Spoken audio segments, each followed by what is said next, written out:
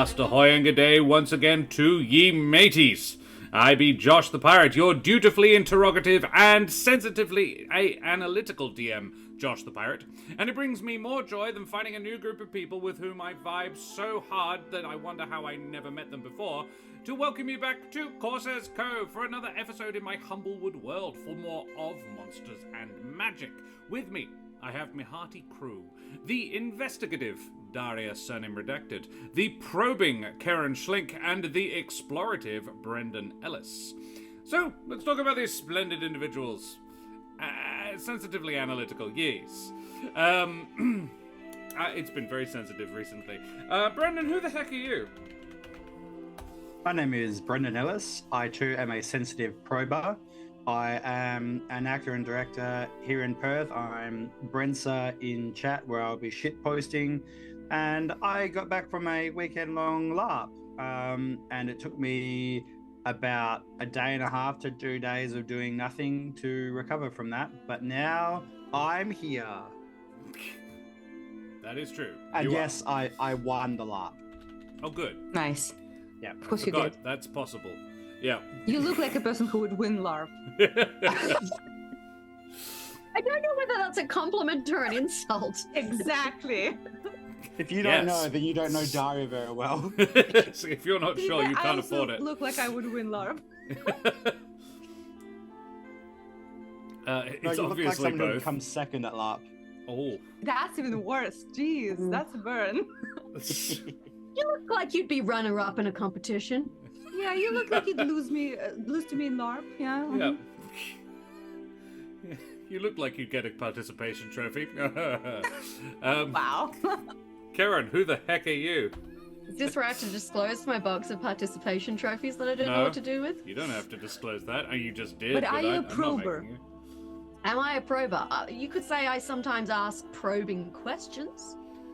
I've been known to probe the depths of the internet for curious knowledge. For example, today I learned about the knitting.com saga, which if you did not hear about, you should go look up. It's hilarious.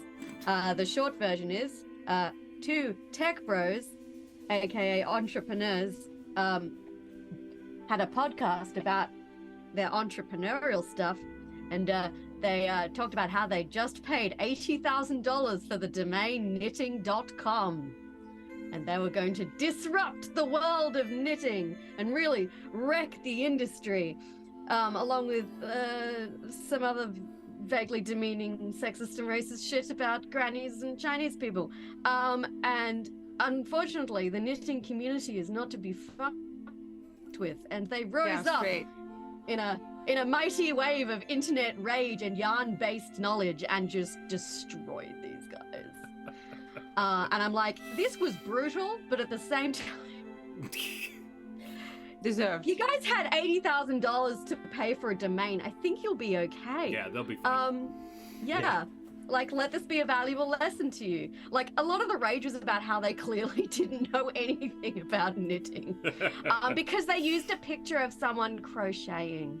Oh, shit. That's a faux pas. You know, Very this is the whoops. situation when you say, do you even fucking Do you knit, even bro? knit, bro? You have a Yeah. knit, bro? But yeah, their furious backpedaling was great. Anyway, I was very entertained. That's the sort of probing content I look for on the interwebs to distract me from the world crumbling around me. Hello, I'm Karen. I'm a writer and performer. You can watch me here, usually on Mondays and Thursdays.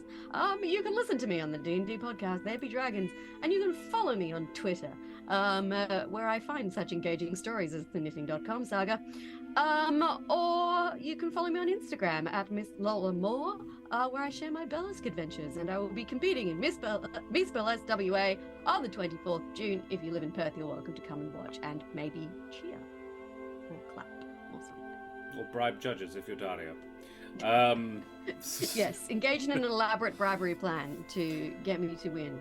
And Karen and Brendan will be appearing next Monday evening in Major Magica, which is very exciting. We have the name for the campaign, suggested by the lovely Laurite. The name will be, let me just get it, A Proclivity for Chaos. along with the Lorite and the Night Geo from OzQuest, which is going to be very fun and exciting. Beyond that, Daria, who the absolute heck are you? My name is Daria. I am an artist. You can find my art here on the channel, and you can find me here on Thursdays and any other day of the week. I suppose you just have to like cry and pine for me. I don't know. I am also known as a prober, and a very anal one at that. And that's about it. Great, thank you. Splendid. And I be Josh the Pirate. I've never probed anything. And you can find Sounds me like here. a That's a lie.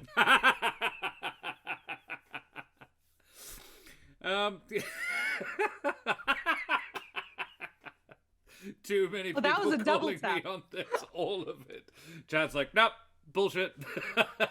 I be the DM here. You can find me here running comment redacted. You can find me here running D&D and other RPG related games like Major Magica next Monday evening. I'm also going to be running a game of Thirsty Sword Lesbians. The theoretical date for that one will be the Tuesday the 27th. In honor of Pride Month, which is very exciting.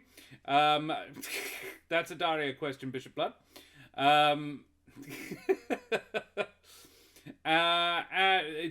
Julio does have both legs, so it's not a peg leg situation. Yes, beyond that, Teens in Space will return. We had to delay, I'm afraid, but there's been some scheduling conflicts. But yes, that will be back in July. Other than that, you can find my majestic voice over on the podcast There Be Dragons. And if you like my majestic voice and my majestic face, you can check me out in Paparotica sometimes. It's not anytime soon. Papa Twitch will never allow. That's true. Yes. Business Daddy will not like. Yeah, guys. Karen, could you tell me about the Ukraine, please? I can, Josh. The Ukraine, you may have heard about it. They've kind of been in a war situation that they didn't really start for a while, and that hasn't been going great for anybody. So if you are one of those lucky people with disposable income, there are two lovely links in chat. The first is just a straight up donation link. You can send your money to Ukrainian refugees via selecting one of the charities off the list. Or the second one, you can purchase the Curious Compendium of Slavic Myth, which is a wonderful 38-page D&D booklet with creatures, subclasses, a gorgeous map inspired by Ukraine. And it's got a one-shot, which we played. You can watch it over on our YouTube. And yeah, YouTube plug. You can get it for £1. That goes to the British Red Cross Appeal for Ukraine, or you can give more if you feel like it and if you can, and that would be lovely. It's also a really cool campaign. So, yeah, I must also remind our experimental, searching, and possibly even fact-finding audience to please like, follow, and subscribe to all the things, you bloody champions. We have the !socials. We have the aforementioned YouTube, where you can check out the Legend of the Jarapatitsa from the Curious Compendium of Slavic Myth. And we have a Discord if you want to come and hang out with us there. That would be groovy and everything. It's popping off. So, guys, what the absolute heck happened last week in this game, what we are playing? whose turn was it? I know. It's Daria's turn. I know. Do it. Okay. So, we finally fought the two fells. Granny was like, "No, I don't. I want to stay. I want to watch. I want to protect them." But Ereq yoinked to safety, and she's like, "Phew, nice." And she did support him with magic out there a little bit, because she doesn't like when her grandchildren die, surprisingly. But the two fell died. We kind of killed them good. We even killed them like real good afterwards to make sure that they don't come back, because they are, drumroll please, both necrotic beings and also one being altogether. So it is very clear that these guys are not normal and will come back to haunt you if you don't, send them off real well. And after that, we had a very good conversation with the Gran, where she said, "Guys, I like you and all, but your plan kind of sucks. There's just not a lot of it. I can't see how to do this without me dying, or you dying, or all of us dying." So eventually we came to an agreement that she would go in and start, preparation to get into the council, and we would bring in secret some people from the crest who are Beta and the general, just like the important folks and the people who are on the council already, so that they come in during the voting day and Granny and them all together like put everything out there for people so that the cult can't really deal with them in a hush way. And also we're omitting a lot of the god stuff because everyone will think that we're crazy. And instead just like focusing up on, hey, this group of people just really wants money and power. It's unfortunate that they also were pretty bad at trying to get it, unlike other governments. But anyway, I'm not sure what you're referring to. Yeah, why would I have any experience with that? But anyway, we have that figured out. However, in return for this all, she wants us to save her daughter, Irie. I think it's Irie. Area, almost. Area, because she is quite ill and she has, like 3 or 4 days left. That's unfortunate. And our beautiful, strong, and powerful Gerbean Pope goes in to see her, and as she looks him into his eyes and infinitely charmed by his presence, he understands in his infinite wisdom that she actually does have like 4 days left, and then she's like RIP in pieces. So we have to move quick to get to the elemental plane of life and get the something, I forgot what it is, but get the something that we need to save her, because apparently some necrotic being is sucking out her life juices like she's a little Capri Sun, and does not want to like leave her be, and we're gonna have to like figure that shit out. Also, we know where the best portal to elemental plane of life is, and that is obviously my beautiful and powerful friend Alderheart. So she's gonna get transported to Alderheart with Julio's cool cloak to protect her from clutches of death, and we will go there first, and hopefully in 4 days we'll come back triumphant and with some cool shenanigans from elemental plane of life. That's it. Love it. Nailed it. The thing you're looking for is a What a Vinderblossom. way to distill my family trauma. Thank you. Yeah. You're welcome. Slip, soul I'd be such a suck. good therapist. Someone Yep. tells me about their life, I'm like, yeah, that's kind of sucks. Rebozo. Yeah. Reasonably Yeah, that's comprehensive. cringe. Yeah. Hey, Absalom Duck. Yes, I need to mention quickly that the music that is gracing your ear holes is currently brought to you by Sirenscape. Check them out at sirenscape.com. Not sponsors, just useful. And if you want to check out some beautiful handcrafted wooden tabletop accessories like this gorgeous thing, you can check them out at woodenforge.com/Corsairs Cove. Woodenforge make some of the world's finest handcrafted wooden tabletop accessories, all artisan quality, made of Australian and exotic hardwoods. Check them out there. And if you purchase anything using that link, we get a cheeky little kickback, you bloody champions. Great, groovy, and awesome. Well, guys, I think we should begin. So, mateys, may your paths cross with a giant octopus of friendly temperament, and all the dimensional travel you take you to the desired plane of existence as we head, tremulously at first, and then with mounting heat and passion, into the Humblewood. So, we return to Brackenmill and the Shadowmalt family estate. Iari has just begun issuing instructions and sending a dozen servants and staff scurrying away, and you are able to see why she is held in such high regard, if not love. She is a bit of a scary lady. She leaves you for a short while to gather some things and prepare for her journey, and make sure Area will have as safe a journey as possible. Before she takes her leave, however, she does say, Ereq, is there anything you need? Your magic has improved quite some since we last spoke, but some components are quite rare. Is there anything you might need for your dimension hop?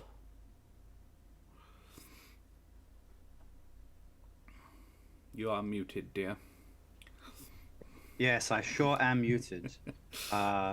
Yes, grandmother, let me find the list that I had prearranged with the DM. Yes.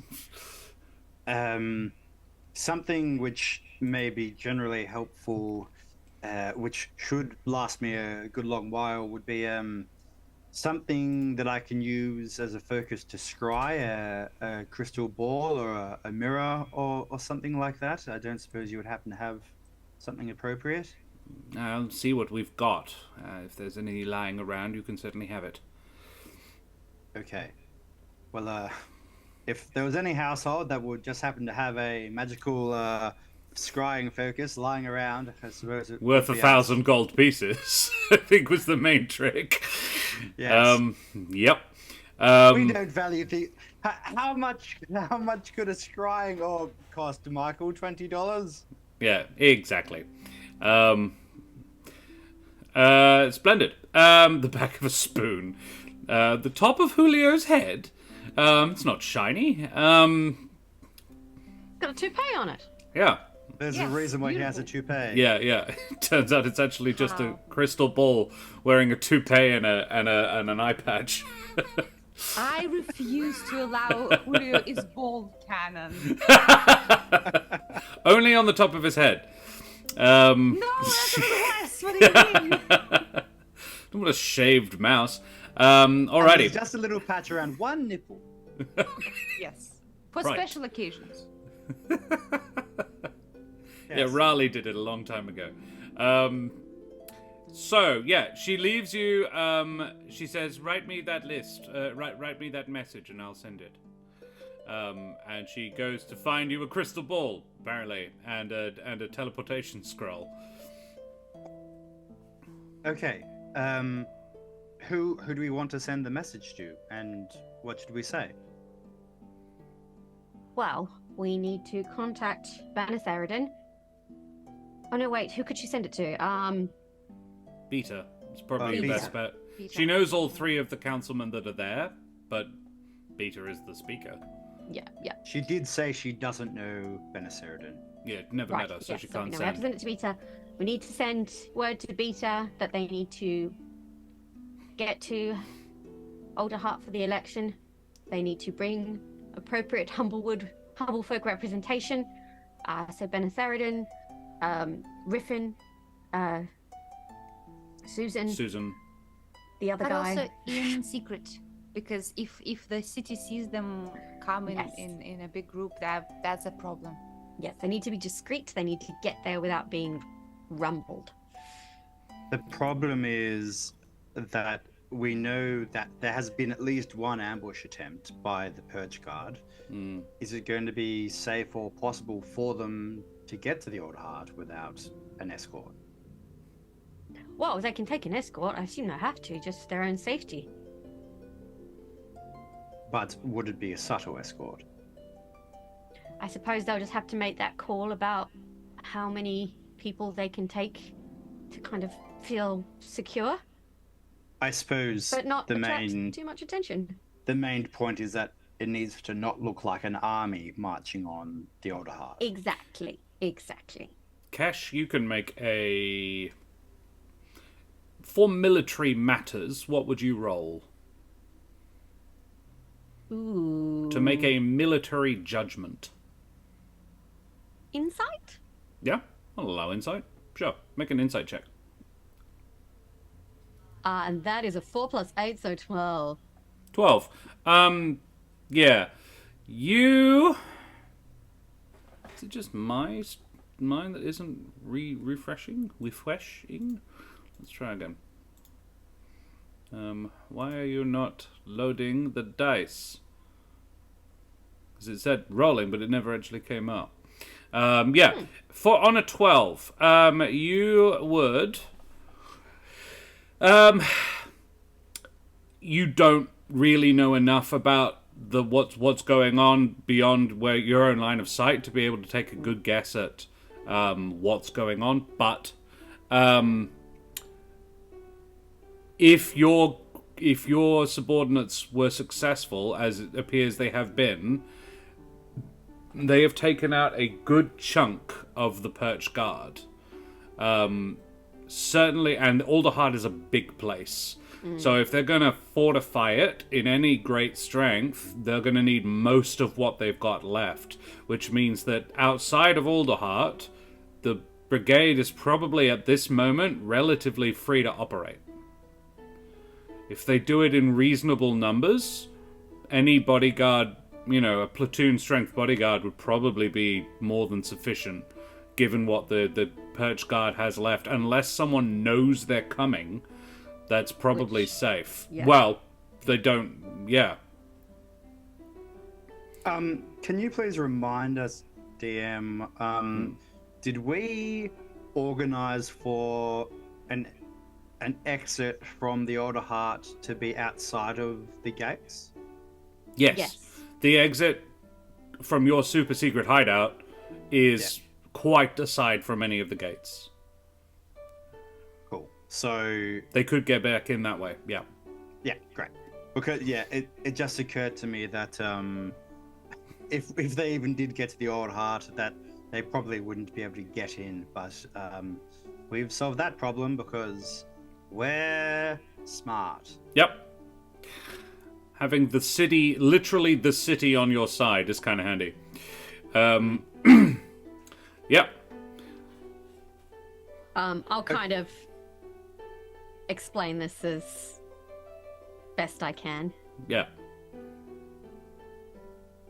And I mean, they have generals and strategic-minded people there, so we probably don't need to sweat the details too much. They can probably figure out how to get back. And they're in a much better position to kind of know what's going to present best. Yeah. They've got 3 council members, all the high-ups of the humble folk. I'm sure they can They'll figure work it it out. out. I don't think they need us to spoon-feed it to them. No. So, Definitely not. are you going to Otherwise manage it's it to gonna do be it in... very Great. Thanks, Dak. I can't hear Guinea scrabbling either. Yeah. Yeah, she's Your she's mic's really fairly directional. Oh, good. No, Yeah. I could just... She's really having a go at the cardboard box right now, so all I can hear is, scrabbling and the occasional thump when she's clearly, moving it. Bunstruction. Cool. All right. What are you going to manage 25 words, or do you need 50?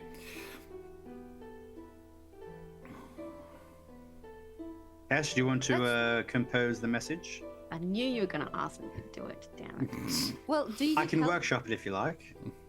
Yeah, because basically we need... So... Beta's going to trust Granny, right? That's not an issue. She said if she doesn't, it might be wise to include the phrase, I know about the cathedral. Or, no, Brendan said this. Ereq said this. Yeah. Yes. Yep. Basically... Need So to let's start with crash. Need to... Maybe start crash. with that so that Oh. she listens to it. Yes. Yeah. That's I kind of a know strong about opening, though. Cathedral. Hi. No, but gods. Need to infiltrate election. Expand council with humble folk. I think short form is probably... I think you want to be clear. Yeah, that's the trouble. I don't want this to be misinterpreted. Yeah. I think we're gonna have to use both, so we Use can just both. actually write That's full like you've got- sentences and say. You've got 50. She said Yeah. you can have 2. So The then other we can person say- there that she would definitely know is Riffin. Did Oh, they have really? a little bit of a... No, Riffin that's... campaign? No, that was Korvax Ravania. Cormax Ravania. Oh, right. But she would definitely know Riffin. Not for any sus reason. She's just an important lady, and he was a very famous guy at one point. Yeah, they had a one-night stand. No biggie. She likes a short biggie. king. No beaky, I think it's called.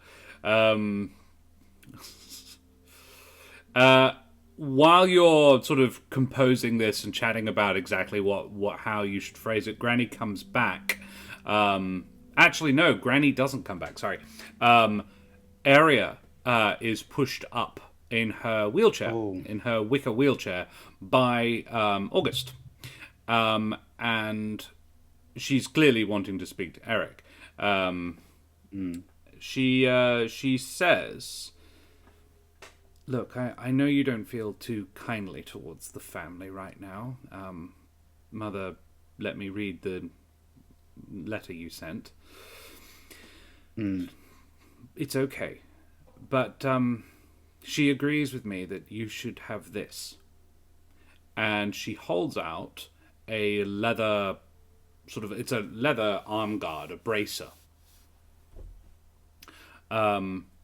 She said something about learning to duck even if you look like a giant mantis. Yes. Anyway, here, this is your Glad to be birthright. there. I'm sure. This is your birthright one way or the other. And August says, "I told you the story of him when you were a kid. You remember? This belonged to an ancestor of yours. It is a wrist guard with the Shadow Malt family crest worked in bronze and platinum on it. The only difference from the standard crest, the Shadow Malt crest, as Brendan is absolutely fully aware, is a blue kite shield shape with a feather going from bottom left to top right. It is a feather quill, and wrapped around it is a vine with leaves on it. The feather is done in bronze, and the vine that's wrapped around it is platinum. The rest of it, however, is the actual boss is metal, but the wraparound is a good sturdy leather. And the only difference from your standard family crest is that the feather, the quill, where it touches whatever surface it would be writing on, there is a little pool of fluid, but the fluid is a small sapphire gemstone. And you know that this is an animated shield. Ooh. Yo. Cool. That belonged to an ancestor of yours. Please tell me about this ancestor.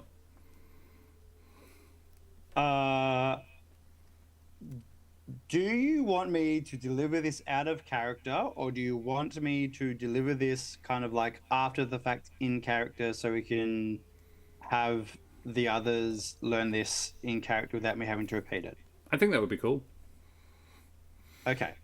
So this is, I don't know, a day from now. Yeah. This belonged to an ancestor of mine, one of the first Shadow Malts, Zibik the Shadow Malt. Zibik. Yes.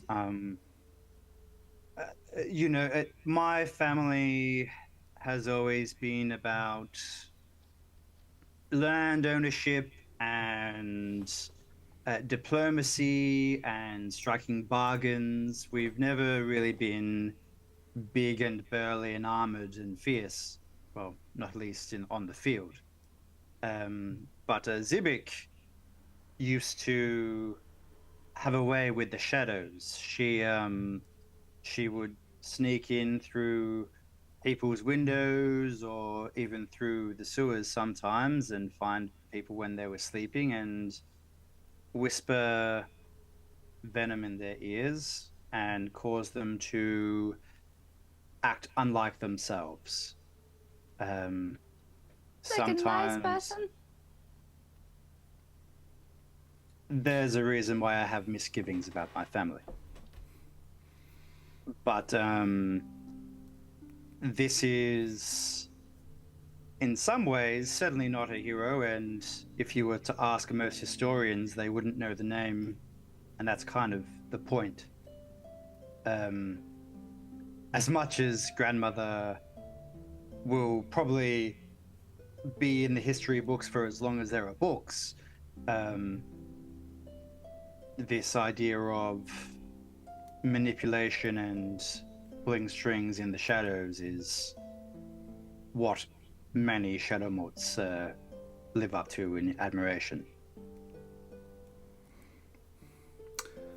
But And occasionally, when she, sorry, when she was forced to confront people head on, that's what this shadow was used for, was to allow her to protect herself.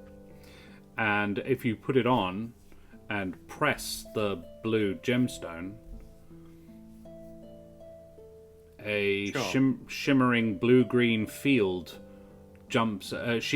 leaps out of it and hovers, sort of doing a slow orbit around you. So this is effectively, it is a +2 to your AC, but it requires no hands to hold. It lasts for a minute whenever you summon it, and it's a bonus action to turn it on. It even works while you're in wild shape. Ooh. Does it now? I do have a beetle carapace shield as well. Does it work? You can't do hold? wield. You can't have Okay. 2 shields. Yeah. Okay. Because I forgot that. But yeah, Yeah. this is cooler. Doesn't get mentioned much. Yeah. It Yeah. is cooler. Much Is cooler. is it a? It when is you a said it was tunable. +2. It's is a, it? as in no, it is a shield. Yeah. Right. But yeah, it specifically, it's really good for druids because of the wild shape thing. It continues to work while you're in wild shape. Yeah. So I'm imagining a giant bear with this mystic shield floating around him, intercepting damage is kind of cool. Yeah. And Aria would, yeah, she hands it to you when she says, "Take care of yourself." You too, mother. And hopefully Stay strong. We will. something of the Shadow Malts can look after you as well. Well, what I've learned over the last 12 hours is that we Shadow Mots need to look after each other. Huh? Quite. I do appreciate it. I'm going to take a swing and guess that you could probably count on the talons of 2 hands how many times in your life you've been hugged by your mother. But she offers one now. Yeah, I will reach down and put my wings around her.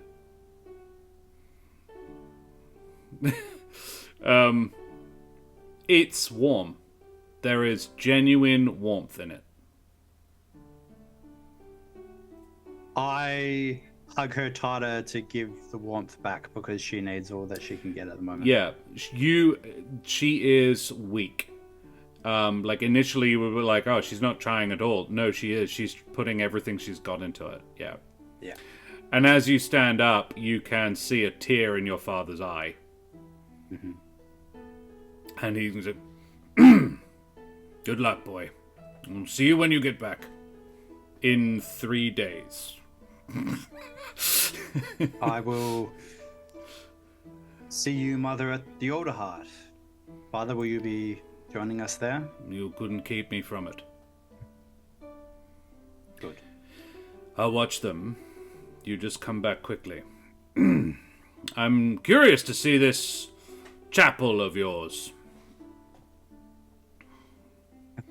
Yes.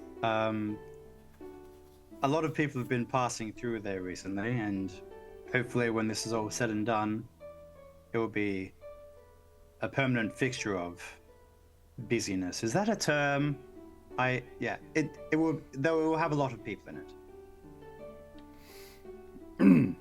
No. They. But for now, mother, it will be quiet. I'd like that. She looks to Julio and says, "Thank you again." And you, for Major. now, there's not much to thank us for, but we'll be back. You're Good going. I'm not a scholar, but I know a little of the elemental planes, and I know that just because it's called the plane of life doesn't necessarily mean it's totally safe for you to go. Otherwise, everybody would be going all the time. Which is why I'm grateful. All right then, August, come on, let's go. Before I start crying or something silly. And yeah, he pushes her away. As they go, Julio will like lean a little bit to Ereq and say, "I think she's nice."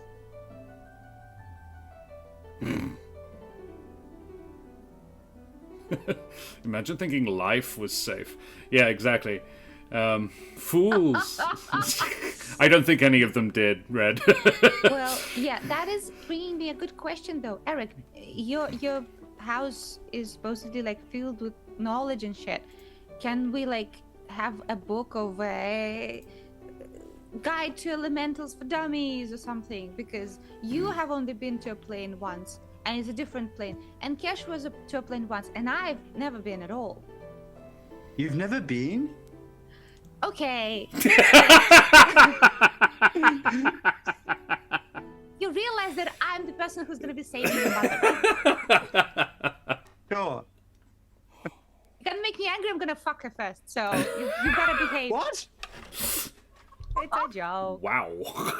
The gauntlet was just flung You firmly know on they the can't ground. resist. If you want my me to save you... charms. Yeah. Oh dear. Dear God. Well, I guess that's going to be everyone's favorite moment. Yeah, I'm writing it down right now. I really don't know what to say after that. No. Okay. What were I- we saying other than fucking my mother? I have I was composed a saying that we maybe 50-word should message. had a book. Oh, yes. Sorry, Oh, good, Cash. you have you? Excellent. Says Iari as she comes back. Cool. This is the message Kesh has scribbled down. It's got many crosses out and corrections on it because 50 words is a bitch, y'all. Yeah. This is me whenever people have to tell me they have to send them like a 50-word bio, and I'm like, it's not enough words. So she You got pulls this. out some glasses and yes, all right. This is what it says. I know about the Alderheart Cathedral. Kesh, Ereq, Julio here. Need to infiltrate elections, send humble folk delegates, and expand council. Equal representation for humble and bird folk. Must come together as equals to fight incoming elemental force. Divided, we will fall. Election 3 days. Will try to delay. Send appropriate representation and soldiers. Bishop Blood, are they half moon glasses? Why, yes. How did you know? Yeah. I need fan art of Granny looking over her Crescent little moon. half moon glasses now. Yes. She comes back with. She does not use a cane. She is slow, but she walks on 2 feet. And she's got a trio of scrolls tucked under her arm. She walks back and reads this and says, "Right, okay, yes, this is a 2. All right, this isn't going to be cheap. Here," and she chucks Ereq a crystal ball. It's quite casual. There you are. I hope that does it. Oh, good. She gave it to you. Good. Yes. Yes. I think that suits you rather well. Okay. And you see her read off the first spell scroll, and then, yes, the magic. I always imagine the way that spell scrolls sort of work is as they are read, the words peel off the page and sort of float around the person, so that when they've done reading it, the scroll is blank. And then as she reads off the first 25 words of the message, the words drop out of the air around her, sort of, and sprinkled to the ground as ash. And then she goes, "Now quickly read the second one. Otherwise they'll send a response halfway through hearing the first. It's going to be confusing." And off it goes again. Yeah, she gets about halfway through reading the second one, and she goes, "Yes, Beta's responding." Oh, gosh, that's yes. And then she keeps reading, and she closes her eyes and says, "Beta says, will confer. Prepare to receive message from Susan. For clarification, Kesh." So she's probably just double checking. This isn't all a horrible trick. Most likely. Fair enough. Beta's not a stupid woman. Thank God. Never thought that of her anyway. Well, are you ready to be on your merry? Just before we do leave, Julio was asking, and this may be a long shot, but Julio was asking if there are any books here relating to the elemental planes at all, particularly the elemental plane of life. You're welcome to have a look in the library quickly. While I finish getting everything ready. We'll be heading off in no more than 15 minutes, though, so be quick. Okay. Julio, want to help? Yes, let's go. Okay. Probably best if all three of you go. Okay. All right. You don't need to be here to talk to Susan. I don't need to be in on that. Just let me know what she says before you bounce. Yes. Okay. I love her saying before you bounce. That's something Well, I'm Granny going to have would to be say. the one that sends you anyway, so... Yes, quite. Absolutely. So yeah, you... Also, something out of character. We are still pretty low on health. We haven't had any rests between You this. can have a short Yeah. rest when you get back to the Alderheart before you plane shift, if you like. Yeah, bounce is a technical term. It's part of teleportation. Yeah. There's always a slight oomph when you get there. So you head to the library, the traditional, the family library of the Shadowmalts. I think I have an idea of what this library looks like. Love it. Yes. It's on the entrance is on a higher floor, and when you walk into it, the library, we walk in on the top layer, and it is shaped like a giant bird cage with books lining all the sides. So it's kind of semi-cylindrical with like a dome top. Yep. And a flat floor. And there are like some narrow. In fact, it probably looks somewhat similar to the tar pit. There's like narrow ledges on several different floors, but it's clearly designed almost exclusively for bird folk to use. Absolutely. I reckon there are crisscrossed branches. It's because it's in a tree. It's grown from a tree, and there are branches crisscrossing the space that are easily navigable by a bird folk. But yeah. I'm gonna have to shimmy up some walls. There's probably a knotted rope which has just been kind of draped there, but like maybe not even, because I don't know if would be any humble folk in this. The household building. servants would be exclusively bird folk. Yeah. Yeah. No, but I know humble folk have ever needed to traverse it. I mean, both of you are fairly nimble creatures, so it's not going to be a massive struggle. But yeah, Ereq will probably be doing a lot of the more complicated stuff because he's super good at gliding. Very good. I forgot. Maybe you can help me to look from a distance. Make me an investigation check. Yeah. All of I me. can look in the directory to check if there's like a list of books.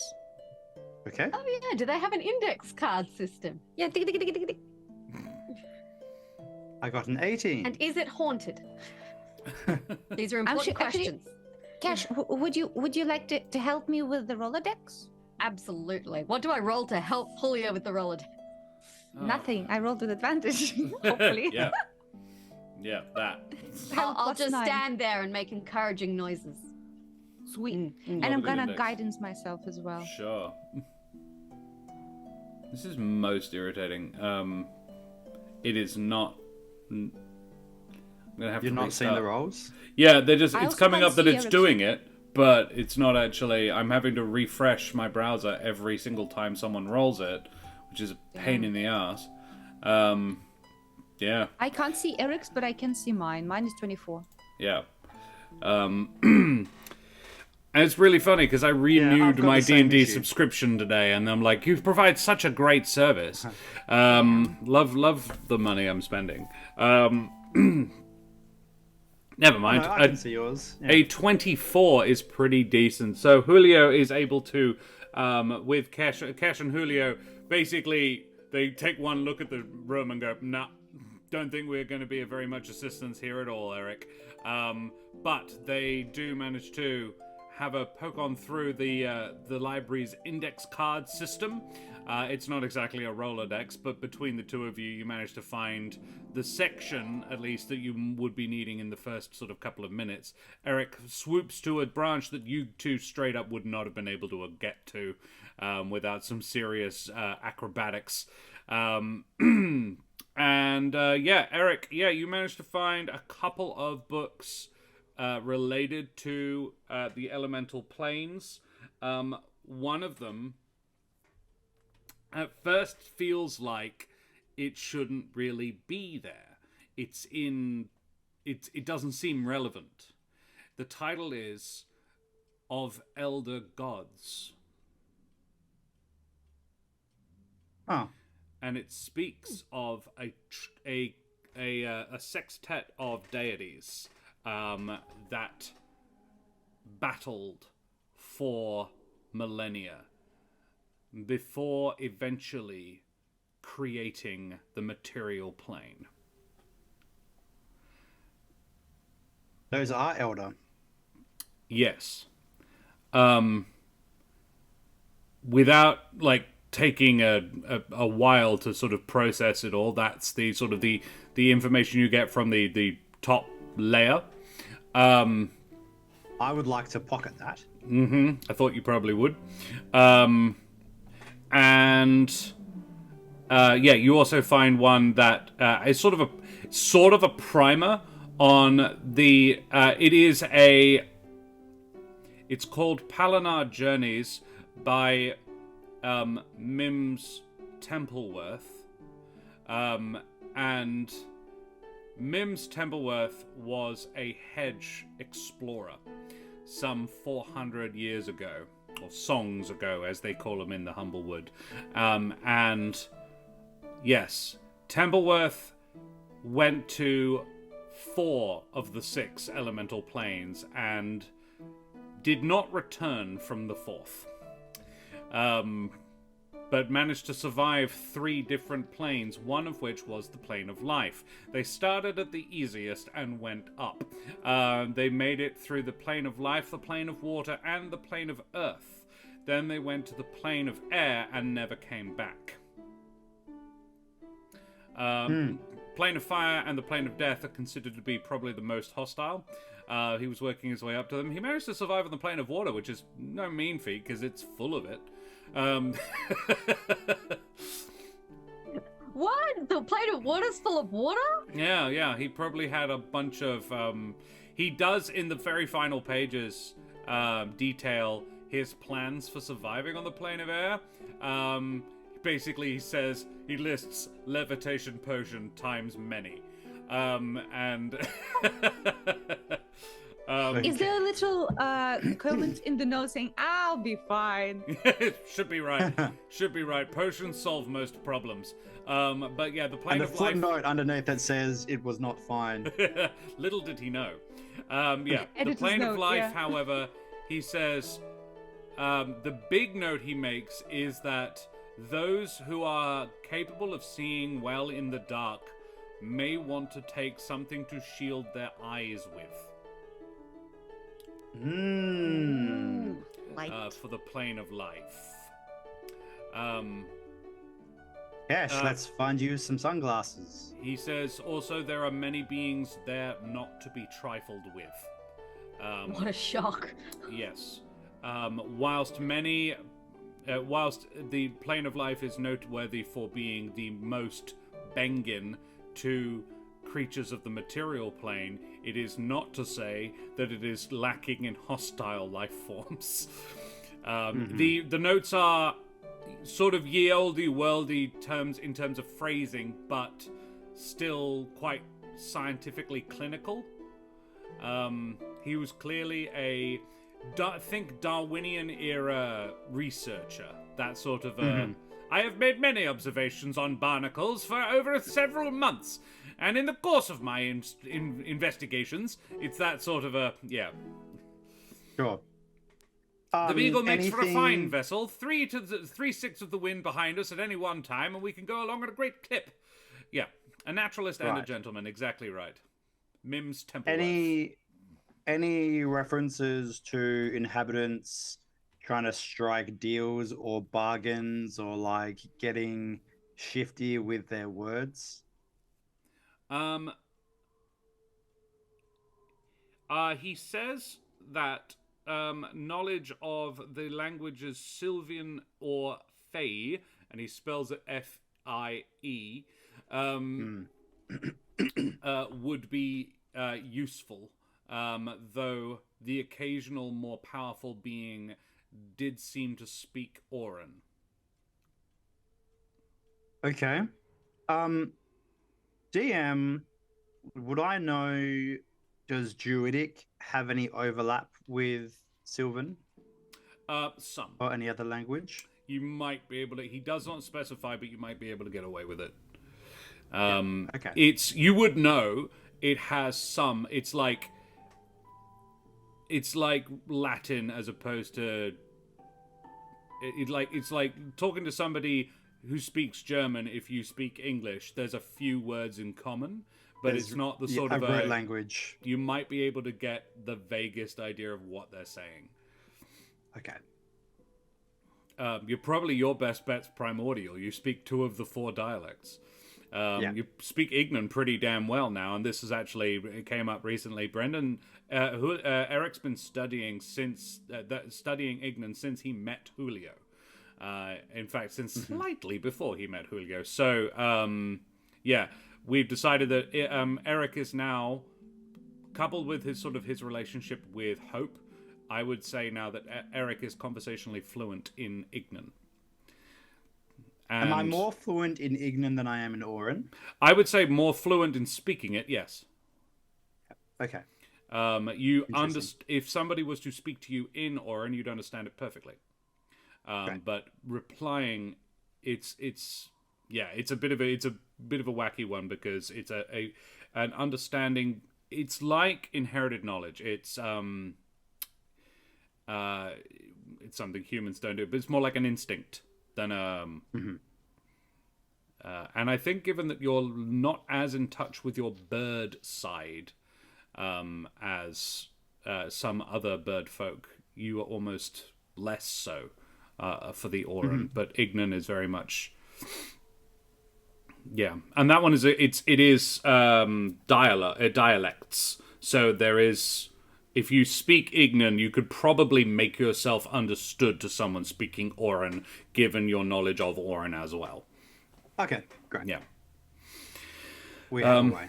Yes. If anybody knows comprehend languages mightn't hurt. That sort of thing, though. Yeah. I will mention that. I'll try to fly back up. Yeah, a little bit more different than English and Aussie. Deck. Yeah, Ignan is the same as Auran, it's just more swearing. How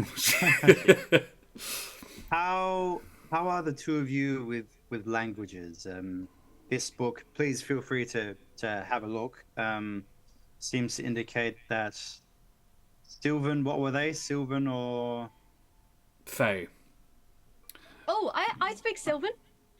Sorry, yeah. Fey isn't really a language. What am I talking about? Sylvan and Fey are the same thing. Yeah, they are essentially, yeah. I think back then they weren't. Yeah. Fey would be let's go out and create some new lore. The primordial equivalent for life. Yay, I speak live. You speak Yay. Sylvan. It's not a cult. If You got competition. Kesh is an elemental specialist, so that makes total sense. Yeah, I've got Gnomish, Primordial, and Sylvan. I can't remember what we made Gnomish. I put Gnomish in. Gnomish is Mapatch. That's right. Yeah. It's like I have Halfling, but that's Jobin. Yeah. Yeah. Yeah. I should actually go in and change those because you can. I don't speak any of those cool languages. I can speak Jobin, and if we find like a life elemental rogue or something, I have Thieves' Cant. Okay, well, I could get through pretty okay as well.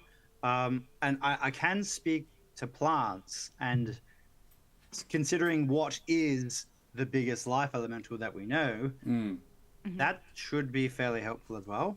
True. And also, I feel like maybe as well, like the Alderheart, maybe it speaks from the heart, you know? Maybe it will see our intentions and, you know, kind of, we'll figure it out. Hope so. Alrighty. Hopefully. Shall you continue onwards then? Because Granny gave you 10 minutes, and you've probably had it. Oh, yes, we need to go back to grandmother. She is outside. Your mother has been assisted into a carriage. It has some quite elaborate suspension. Not something you would normally see on carriages of this place, but yeah, there is some large metal springs have been installed on this one to make it a comfy as possible ride, and a pair of fairly swift-looking giant beetles have been hooked up to the reins. August is getting himself settled and getting his wife settled while Granny is waiting for you guys. A quartet of Shadow Malt guards are sort of, loading the last bits and pieces of luggage onto the roof of the carriage and getting ready to take. Kesh, should we say something to Mark? Oh my goodness, Mark! Yes, we need to tell Mark that it's okay. He can head to the crest if he likes. If this all goes south, that'll probably still be safer. But he's probably all right to stay here now that we've sorted out the whole. And also, kind of a lot of people will be leaving the crest, so it's kind of like, oh, I'm here, and everyone is left. He's probably best staying put for now, to be honest. Actually. Yes, I'm sure grandmother would prefer that. I'm sure she would. Yeah, can we find someone to like run a message down to Marks and just be like, hey man. Yeah, you could probably do that. I'm going to respond to what Bishop Bloods puts in chat. Fae being the language of life elementals, and celestial being the language of deities. Not being the same thing. Fiend being fiendish would probably be the language of death elementals. And aberration. Is aberration a language? No. Aberration's technically a construction of a different. Yeah. A lot of them would probably have, if they have a language, it'll be one of whatever the they others, were before they often became Sylvan aberration. or common or something. Yeah. So yeah. A lot of aberrations speak psychically or in their own language. Yeah. So yeah, celestial would be deity, however, and in this sort of canon, celestials, words, Joshua. Basically, it's down to alignment rather than demons aren't so much of a thing so much as a demon is really just a bad angel. And so, if it's a nice one, it registers as celestial, and if it's a bad one, it registers as fiend. That's sort of the difference. But a god is a god is a god, unfortunately, and all of them will come up as celestial one way or t'other. Is there any difference between devils and demons? No, because hells aren't really a thing. Yeah. So there you go. Not that we would be aware of anyway. Would evil gods speak Infernal? Yeah, probably. They might have a second language. I haven't actually introduced any Infernal into the setting yet. I'm sort of hanging on the seat of my pants this one. Maybe obvious. What do you mean? Much planning has been done. All right. So yeah, Granny gets one of the household servants and says, "Would you?" Horace, I'll ask for Horace. Horace. For Horace to send someone. Yeah. Yeah. Granny doesn't even register it. Horace gets tagged, and Horace finds somebody and sends him into the town to talk to the blacksmith. Kesh, what letter do you write to the blacksmith, to Mark? I'll write a short note to Mark basically saying the situation's changed drastically in the last 24 hours, but long story short, you and your family are probably best off staying here for now, because there's not going to be a whole lot of people at the crest very soon. And we'll... Shit's about to get fucky.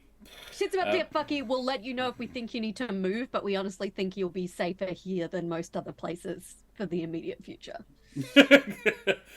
I think, yeah, the trick is, it's not so much that, yeah, going to the crest will still be a safe place, but getting there won't be. Being on the road right now, that's not what you want to be doing, and you'll have to get to the crest from here, you have to pretty much go past Alderheart. Which is where all the troubles are going to be. You could also tell him that the nasty-looking raptor that visited him the other night is gone. Oh yeah, and that creepy raptor, he did. Cool. Well, that's a little incriminating, but... I mean, he's no longer around.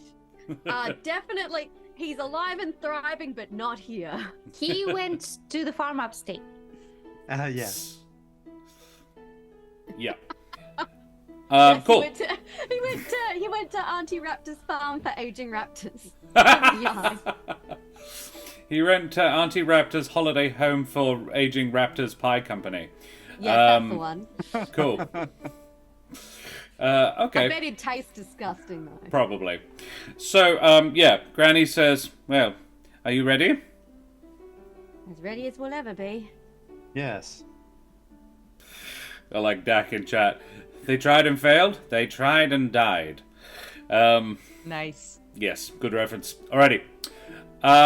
So Granny once again cast the spell. The magic, where when she was casting the sendings, it was wrapping around her. These little words off the page.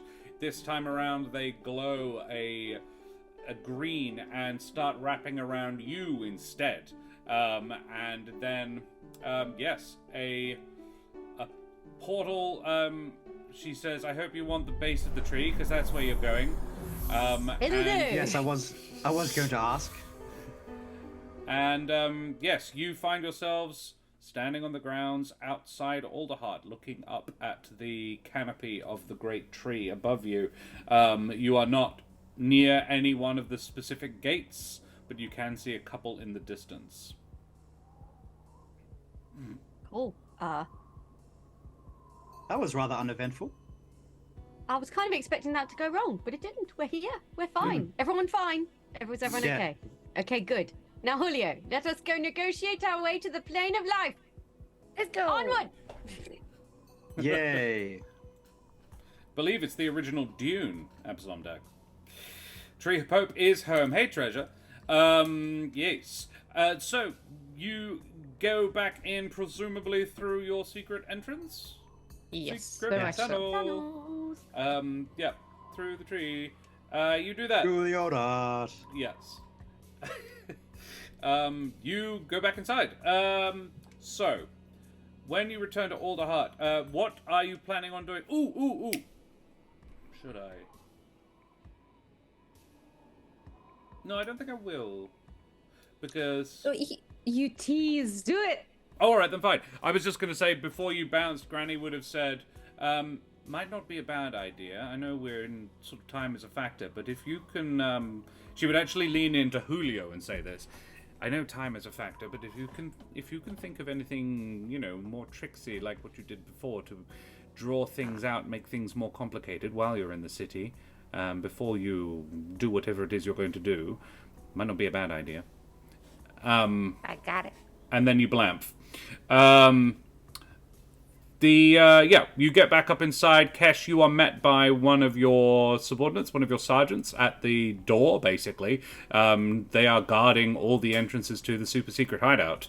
You find a pair of brigadiers in there, and one of them is the senior officer that you left behind, conveniently. Sergeant Galba. Galba says, "Oh, Major! Didn't expect to see you back so soon. I thought Brackenmill was quite a ways away." We had some luck on that front. How goes it? Any news? Well, we're going to try and win an election. Oh? If you can't beat them, join them, I suppose. That is not. It's not so much join That's a as gross strategically oversimplification. infiltrate and establish a base of power from which to guarantee our ongoing rights and equality. No, But that's not love as it. snappy, I suppose. Fair. All right. And that's after going to the plane of life. Ah, Oh, by the way, there'll be some people coming in, especially bird folk, and they're like cool to be here. And Noted. let's be more specific. Yes, please do. My family, the Shadow Mods, will be coming here with some kind of entourage. You saw the likely to entourage. be- It would be if you 4 want armed to- soldiers. yeah, if you want to be absolutely we sure explain. that they're the right folk, ask them what they gave Ereq before he left them. And Ereq, if you could show him the thing, then yeah, if they can describe this, that's the right people. That would be the crest, the family crest, so that'll probably help as well, right? Probably, yeah. Yes, but I make Yeah. it clear that it's a bit more than just a crest. Yeah. He goes, very well. Would you like a report on the goings-on in the town of the last 2 days? Absolutely.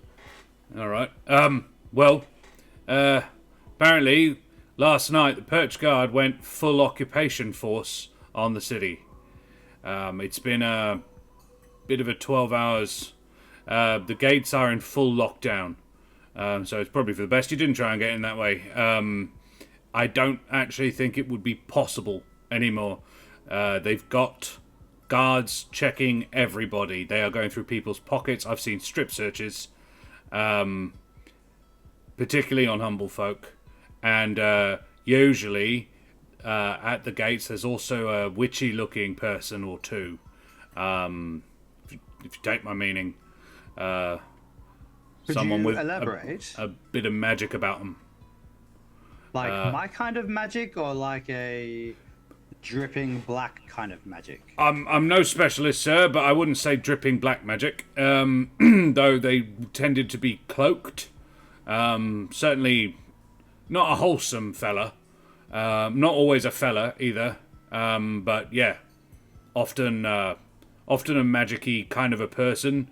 They weren't getting directly involved from what we could see, though I'll be honest, there's not enough of us to proper stake out all the gates as well as do our jobs what we've got here.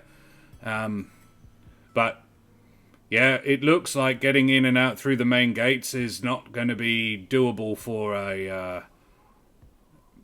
any military force that you're wanting to get back in. If that's a thing.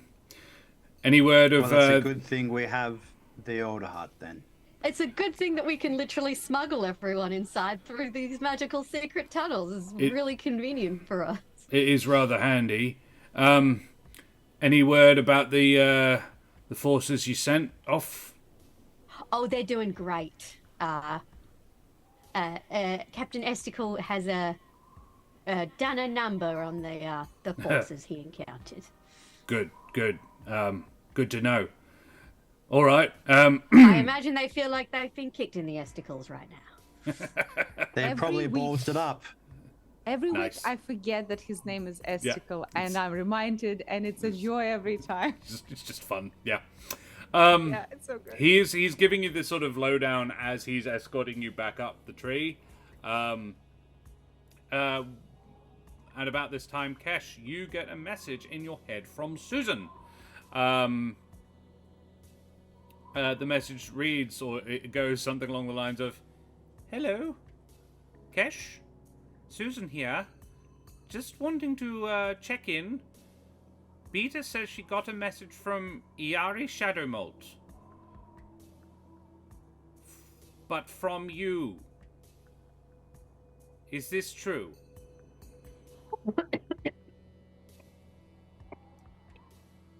Coughing does not count towards my words. Nope. Also, lots of love, Susan. I love Susan so much.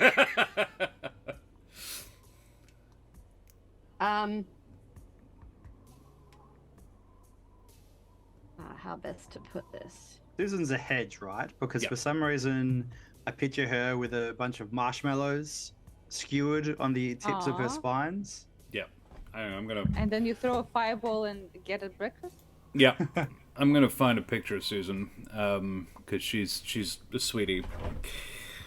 It's going about page 100. It's probably around Hedge about witch. right. She is indeed a hedge witch. Witch. Hedge witch. Yeah. While I scroll, there she is. I nailed it. It was page 97. Nice. What we're going to do, folks and folklets and ladies and gents, because the dice tracker ain't rolling, we're just going to get a picture of Susan and pop that up there instead. Fuck it. Just something nice to look at. I've totally forgotten what Susan looks like as well. Yeah. Well, she's a little bit more faded than this, but yes, this is generally what she looks like. So How do you know she's a witch? She looks like one. looks like one. She turned me into a newt. A newt. Got better. better. There she is. Cut. There you go. That's Susan. Sorry. I choked on some nuts earlier today, and now I just cough at random intervals. Nice. Don't say anything. I mean, nuts isn't the food nuts. She ate a squirrel. Okay. I'll try. If I Yeah. go blue in the face, that's because I'm trying real hard. Yep. Okay. Don't So, gag. yeah, you get up to the top. Oh, do you as want me to this is reply happening. to Yeah, please Susan do. first? Yeah. Something pegging callback. Yep. Pretty sure that doesn't give you a sore throat, though. Oh, Anyway, all I'll right. send back. Hi, Susan. Confirm message. City locked down. Use Secret secret tunnel. tunnels to access tree. Anything else I should add? Love you back. Love you very much, kid. Be careful, bird folk on red alert. Lots of love, Cash. Yeah. Absalom Dak, the nasty bug in the picture with Susan is her familiar called Normal, which I'm He quite fond died. of. He did well, But then but he he got got rid of better. Got better. He got Yeah. better. Yeah, he did. He wasn't very well, but we fixed him. As I recall, helped. Ereq. Yeah, Ereq and Julio helped Susan fix him. Yes. Cool. Turned him into a soup. Yep. And then turned him into not a soup. So yeah. Yeah, Kesh, what you send that back, and as you do that, so Kesh sort of goes still and closes her eyes, which is the clear indication you've seen Kesh do this before. She's like, oh, she's being messaged. Yeah. She looks like she's having a stroke. Meanwhile, Ereq and Julio, you find yourselves in the chapel. Gabby's in there I as look well. at Julio. I wish someone would message us occasionally. Yeah, it would be nice. Hey, Vajuk. Canada is on fire. Oh gosh, yes, no, I had heard about that. yes, Yeah. Hope you are Sympathies. well. Hope you are safe. We Australians know the pain of your country being on fire. Yeah. We're very sorry about It that. happens to us more than it happens to Canada, I think, though. So it's probably not as you're probably not as used to it. Game over, man. Game over. Yeah, it's the really eerie days where the sky turns orange and it just starts raining ash down in your back garden, and you're just like, oh, I'm in danger. In the summer months, Is this one day in apocalypse or is this 7? Tuesday? Yeah, Yes. one day in 7, you walk out and you can smell bushfire in the summer months Jeez. here.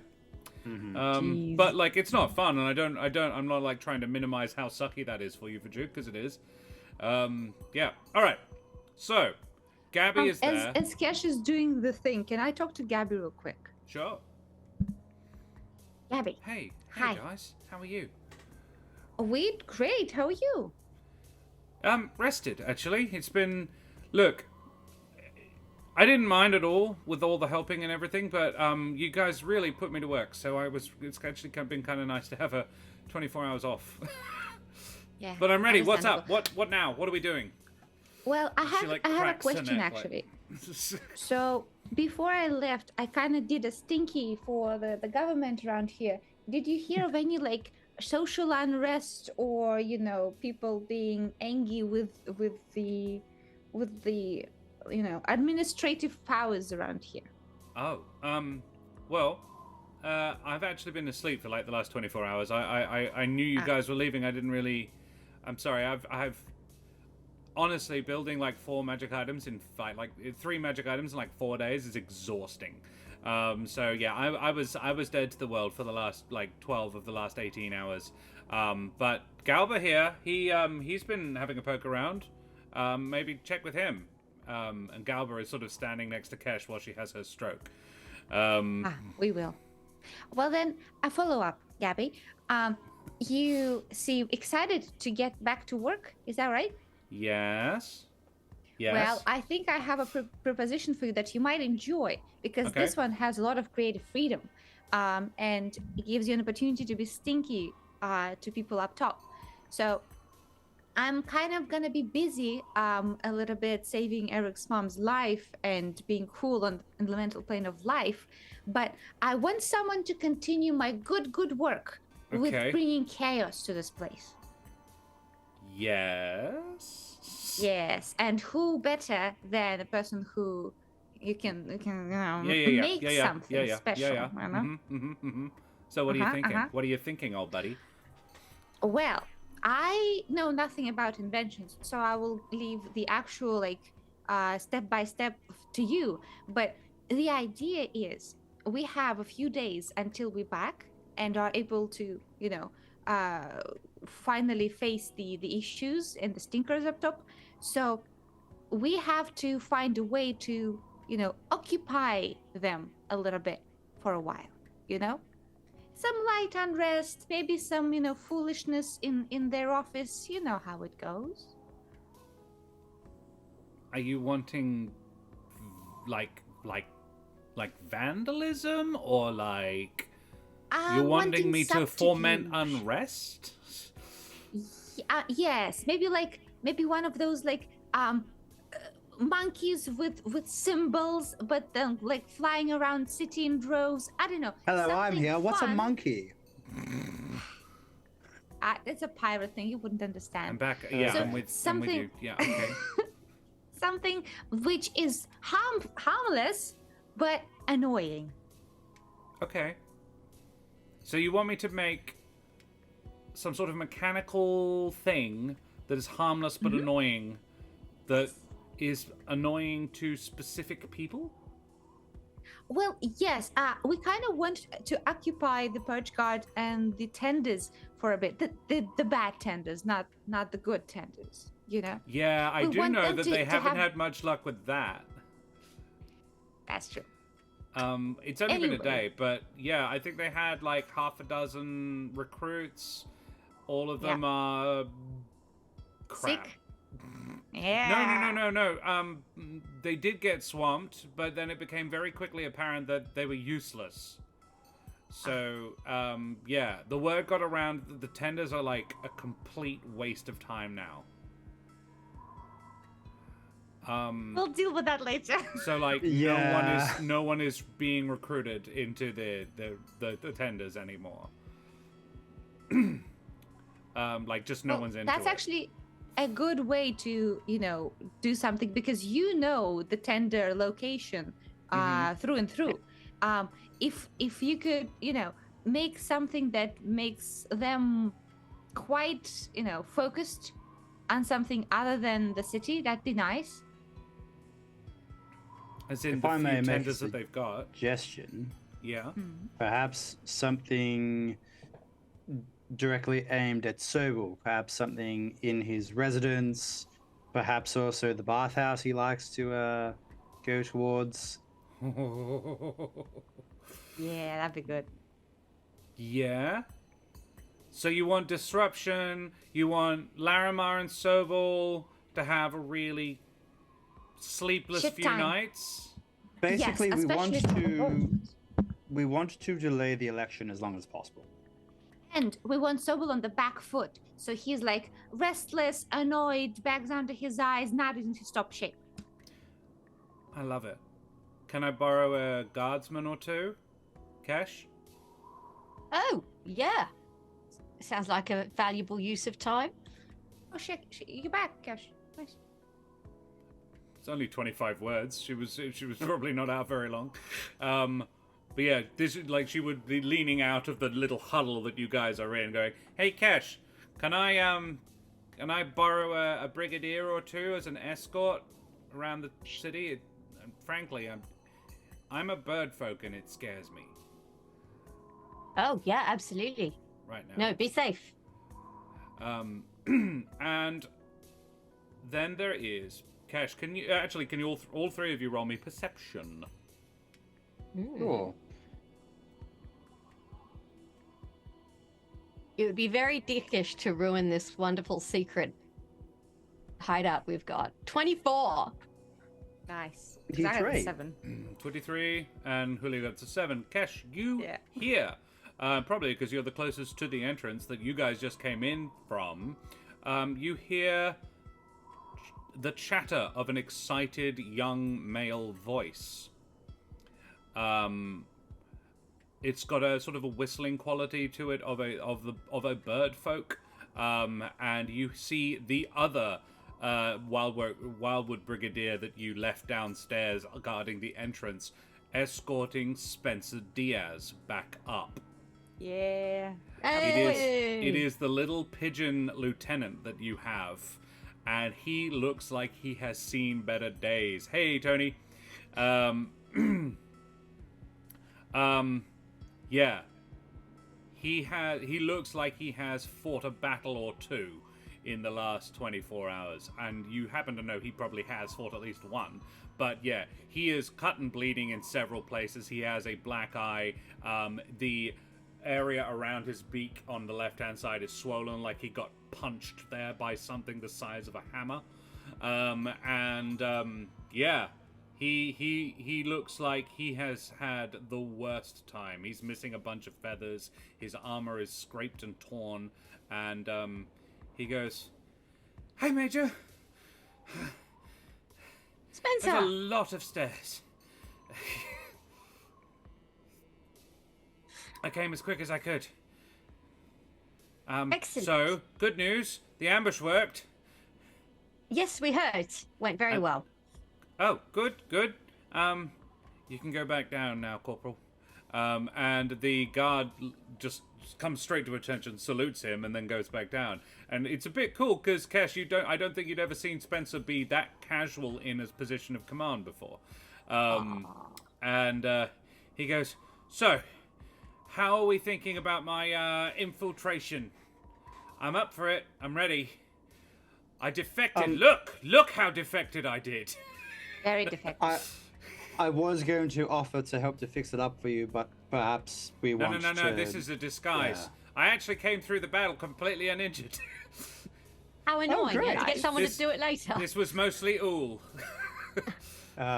He was actually surprisingly gentle.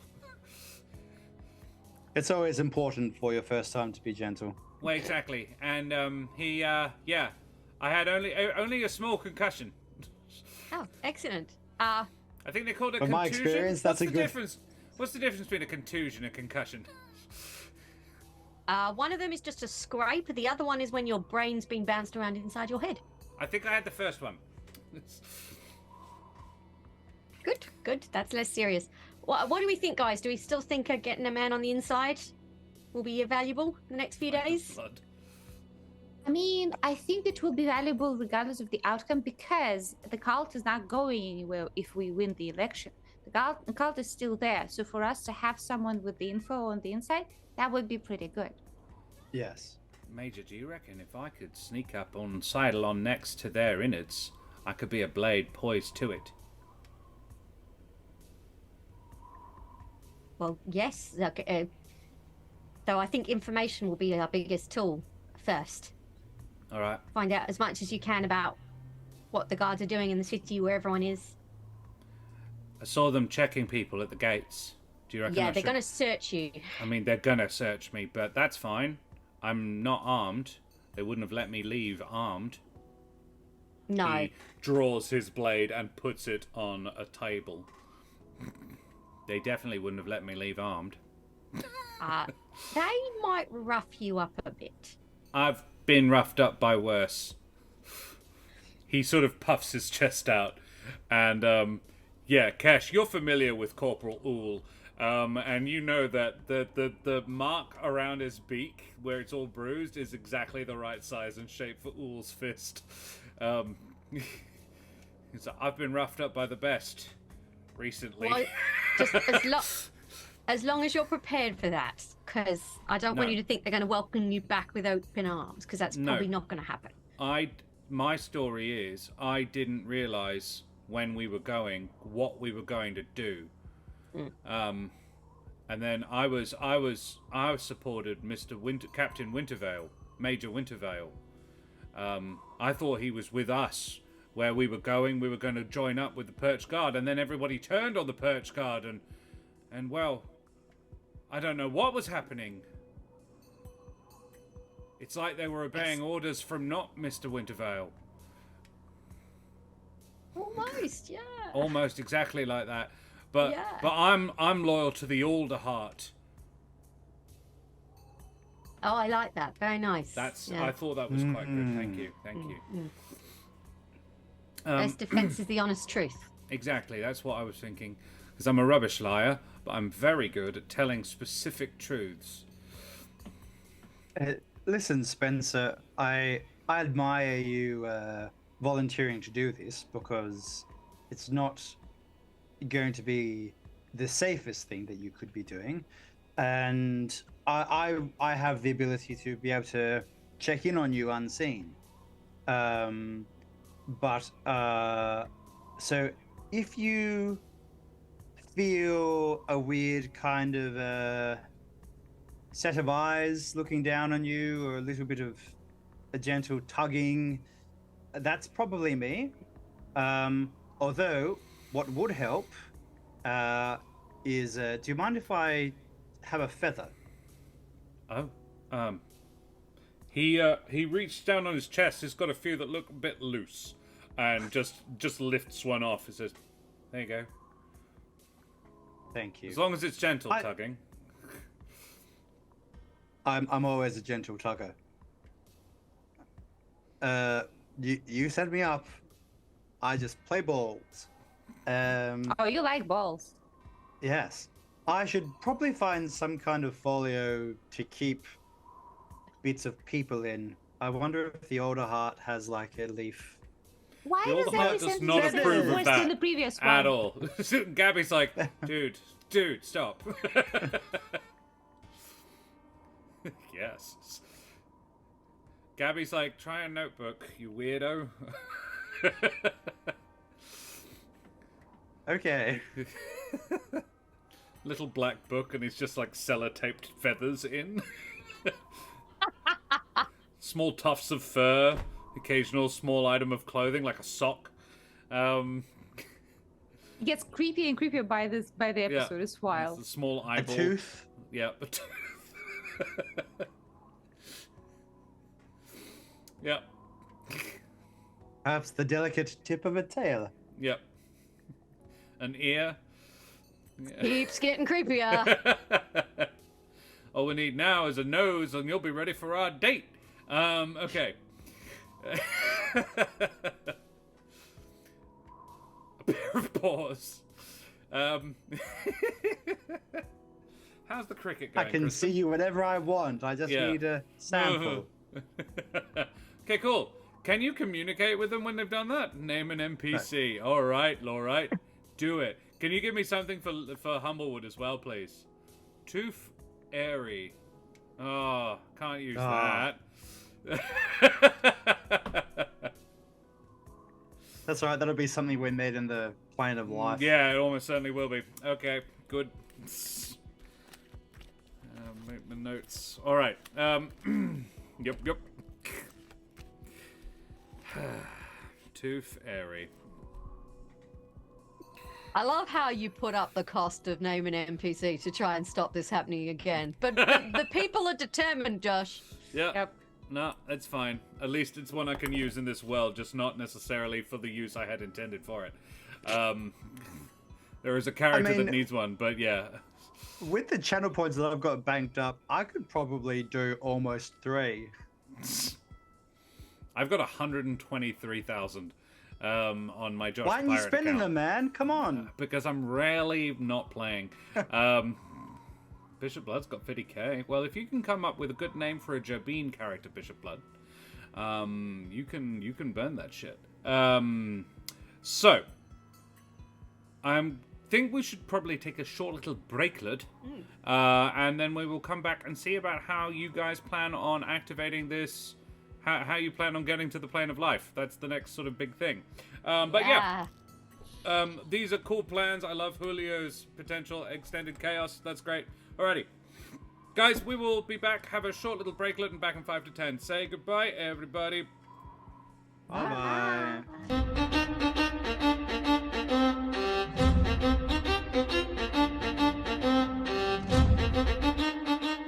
Avast, ahoy, and good day. Once again to ye mateys. I'll be back with me lovely crew. So yeah. Fajuk asks a massive question in chat. Have no knowledge of the lore of the Humblewood at all. Well, gosh. So the Humblewood setting is a setting by the Hit Point Press. It is produced it is cute little bird and animal folk living in a sort of superficially idyllic medieval style woodland setting. Most of the animals in my world are sort of all of the mammalian life has been sort of semi-replaced with large bugs and insects. So the animals are the things that can the animals that would normally be mammalian can think and talk. So yeah, a lot of them are bugs. And in my lore, there is a lot of crossover elemental-wise. There is a lot of issues with the plane of fire that have caused some significant issues going on in the wood. And then that's sort of core lore. And then my homebrew on top of it is very much that the other elemental planes are also sticking their noses in now as well. Alongside all of that, there is also baked into the setting itself is a fairly high amount of racial tension between those with feathers and those with not. The bird folk tend to be the ones in charge of stuff, mostly but not exclusively for the benefit of all. It was fairly tends to be quite egalitarian, but not very. So yeah, more than the elevator pitch. Yeah, look, think Redwall, but with a race war in it, and you'll be going reasonably well. If you ever read Red Wall. So, guys, we are back in the Alderheart. We are back in the secret tunnel in the chapel to the Alderheart, in the Alderheart, which is a little bit sort of it's a bit Inception, isn't it? And you are looking to get to the plane of life. You happen to know that there is a life node around here. How does get there? I guess we all look expectantly at Julio. Yeah, I kind of didn't workshop this part yet, but I'm sure we'll figure it out. We just need to go into the main part of the chapel and hope real hard that Alderheart will be a homie like always. Okay. Also, did you get the sunglasses for cash? Oh, Gabby, Yeah. I don't suppose She's like you knee have deep in, or like elbow deep in the innards of some mechanical contraption. It looks spring wound, and it looks like a mechanical beetle about the size of a drone. I don't suppose you have any. Ask no questions, I'll tell you no lies. What do you want? I don't suppose you have any darkened lenses that we could give Kesh to dim her vision, do you? Oh. Not currently, but I can make you some goggles. Okay. How does that sound, Kesh? How quick, though? Give me an hour. Okay. That's fine. We can take a little bit of a breather, patch up the wounds. You do look a bit. I didn't want to say anything, but you guys. But you do look like you've. If you had a fight. Yeah. You look almost as bad as Spencer. Yeah, we did have a bit of a fight. We did. Oh, I've probably still got death elemental goo on my talons if you wanted a sample. I mean, fuck it. Sure. If anyone She's such would, a it would be trooper. You never know. You never know. So she gets a jar and like, go on then. Tap, tap, tap. Nasty. Very nasty. I get like a nail file and use that to scrape off. Yum. Yum, yum, yum, yum. Okay, stop ring. Did that you just one. say yum Okay. yum, Gabby? Yeah. No, not at all. Like, I was being sarcastic. That's horrible. Okay. I mean, with Ereq around, I just never know. I'm what mildly Candace are concerned like. how that even happened to you. Why is that under your fingernails? Never mind. Okay. So, yes. They're not a problem anymore. They're dead. Sunglasses for Kesh. Got it. Unless okay. they come back. She comes Yes. over to you, Kesh, and just takes a measurement of around your skull, like, puts us, like, just gets the right width for them. And says, right, now you guys go and lie down or something. And maybe figure out how you're going to talk to the tree. Kesh, you're pretty resourceful, aren't you? If we found like some heavy leaf matter, maybe you would be able to knock something up for yourself. That is true. You want You me to could scrounge craft your own. She's like, Not to dob you in. the Gabby, workshop is open. Yeah.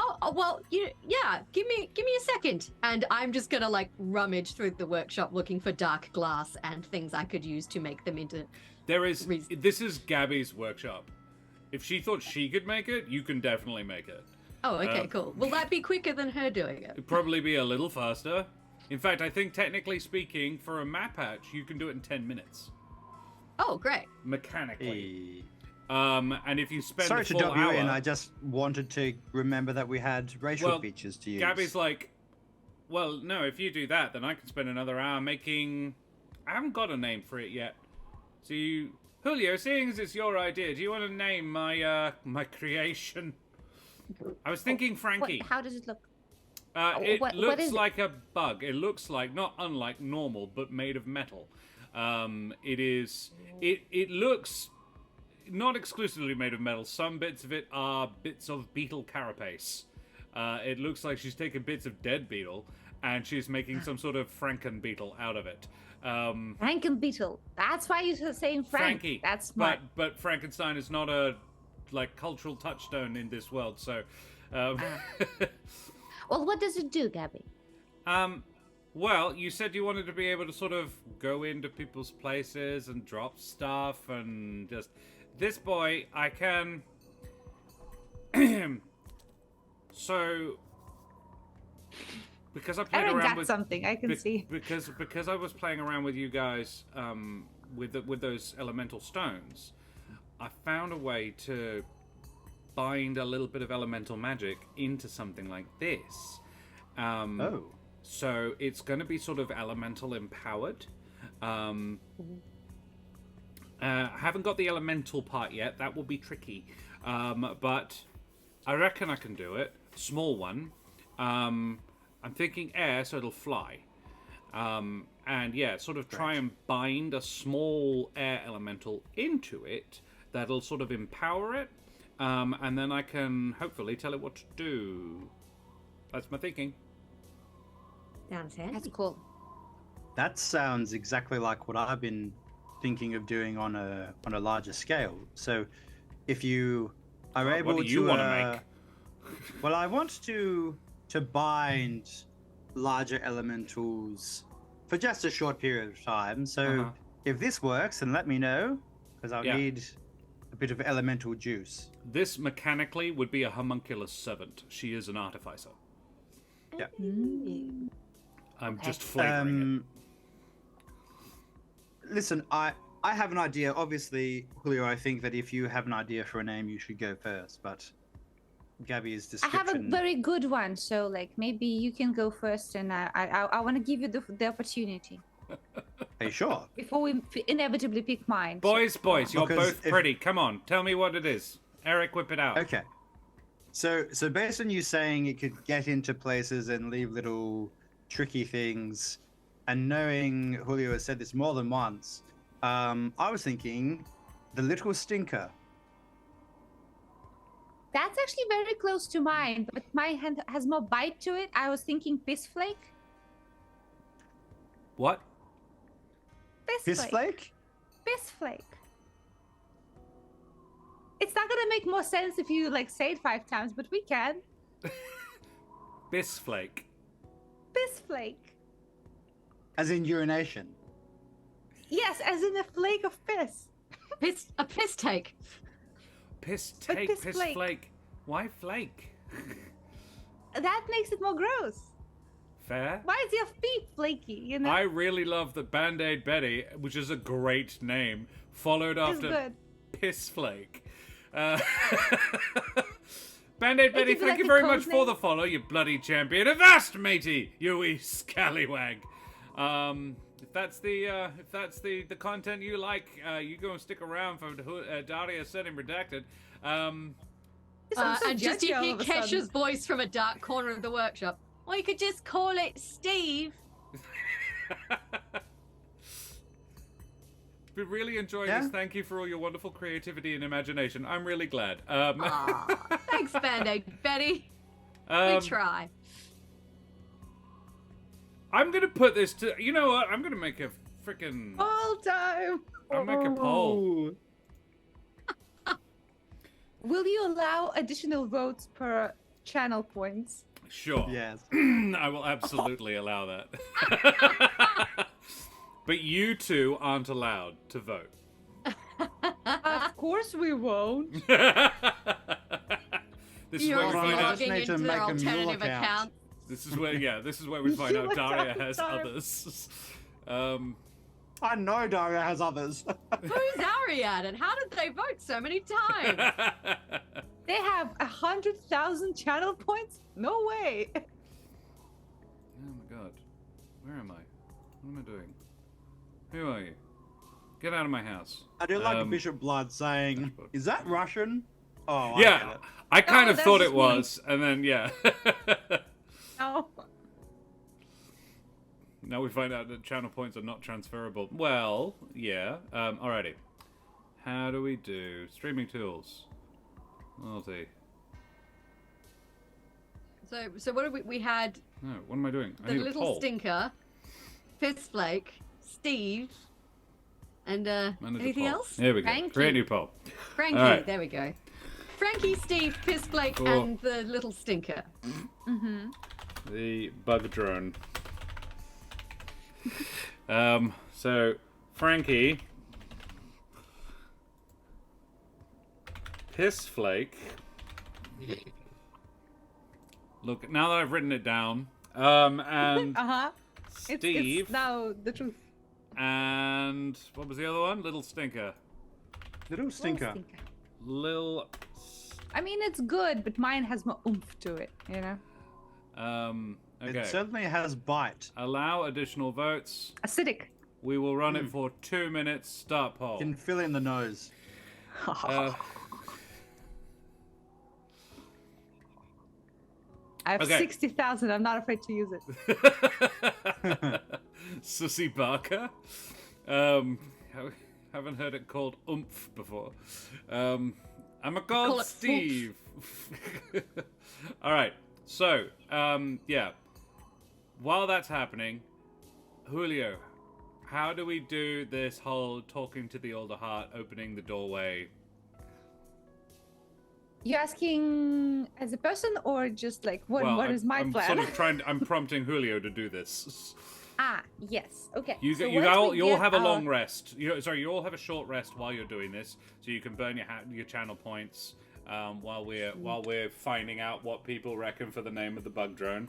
What are we saying? We're Steve is currently in the lead at 9. 10. Pissflake is... No, he's not. Oh, 13. No, he's not. Not for long. I do like you've got Lil Stinker X like he's a rapper. I was going with Lil Nas X, like that was the... Yeah. Yeah, I'm burning through my channel points to make Pissflake happen. I thought we weren't allowed to vote. You weren't allowed to vote. Daria's being a stinker. Yeah, a little stinker I know, X, no I think. gods, no kings, no monsters. I bow to no one, Pissflake. Anyway, yeah, we get a short rest, which means you can get a I plus bow to 1 no D8. one, no gods, no demons, nothing. I bow to no one, Pissflake. Yeah, so you can spend additional D8 to get your hit points back. Yes, you can. Yep. And once we do that, and I win this poll real quick, we're gonna go into the... Holy shit! Is that all you did, Aria? Yes, I sir. mean, Steve tried. It was 66 plays 62. Crackers Thank you, Team Steve. I appreciate your support. Zadasha.com contributed 12,200 channel points. Yeah. For the sake of content, I'm willing to do so. Okay, Brendan, were you pumping Everyone up watching Steve the out VOD of is loving curiosity? this. Yeah. Disqualified. Yeah. Oh dear. Okay. Drop K so trying to we're going avoid Pissflake. Yeah, looks like. Crackers, cool. Thank you very much for the follow as well, you bloody champion. Avast, matey, you wee scallywag. This is the content that brings the followers. It turns out Pissflake is the win. Okay, Gabby goes, you know what? I kind of like it. Actually, it's funny. It's almost a pun. But the funny thing is not. In what world is it a pun? Like piss take, but piss flake. I don't understand the flake particularly, except that it's gross. Well, it's small and it's like in the air, like How a flake about- of piss. Been listening for a while. Love the chaos. Voted for Steve. The thing is, Daria. What? I think. Look. Yeah. Gabby goes. Look. I think officially. Tell you what. Here we go. And she engraves on the carapace of it with a knife. She sort of carves in with a scalpel. She says, "Pissflake," and then brackets Steve. Wow. Bowing under peer pressure, huh? Yeah, Gabby, I mean, I thought you're better You than that. spend too many points. But yeah. Okay, fine. Two for Fine. Harry doesn't Steve for fit. friends, Pissflake for enemies. That's fine, I guess. Yeah. Steve for friends, yeah. But everybody will know him as the fearsome Pissflake. Pissflake, Steve Stinker. Yeah. The little I'm stinker. still going to call it the little stinker. Yep. Okay. Okay. Are You've we had a ready? rest. You can burn your hit points hit dice if you like. Yes. But maximums, if they were reduced, they don't return, do they? They do not. Yeah. That's a long rest. Okay. So we go to the actual like window. I would assume that that's like the central part of our cathedral, like the stained window with the beautiful canopy. Yes, but it looks out, not into. But yes. Yeah. Like in that room.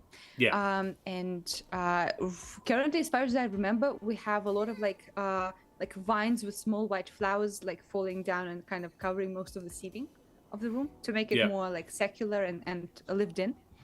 And Julio will just go there and sit on the soft grass that like carpets the area, and he will start by just retelling to the Alderheart of what happened, and thanking it for the help to Ereq's mom, and he'll say, I know we've been doing a lot recently, and I really, really appreciate that you are, giving us your support. We will not let you down, and whatever happens after this, whatever gods or extraplanar beings we might fight, we will be on one side, and I will do my best to protect you, and I hope that you will also protect the people living here. And to do that now, we need to get to the plane of life. We need to save Ereq's mom. That's important. You know the check I'm going to ask for. Yes. If there's any doubloons left, Julio might need advantage. Yes. Well, It's also worth noting that we are at 665 followers, not 666. We're one off. Almost there. Almost there. Okay. We're one I away can't give... from Satan assisting Julio. Yeah, let's hope. But yeah, I can't give myself advantage, so I'm gonna give myself guidance. Yeah, valid. That's sensible. Okay. Yes. Yeah, I'll try to do my thing. Okay. Oh, that's so bad. That's so bad. That's pretty fucking bad. 13. 13.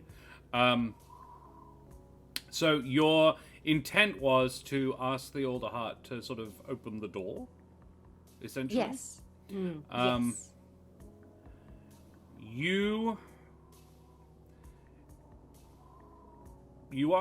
I think it's not so much a matter of you aren't able to connect to the Alderheart now. You know how to do that well enough. The Alderheart sends back... You don't hear the words, but you feel like the entrance isn't here. Oh. Does it feel like we need to go deeper into it, like closer to like the core of the tree? Down.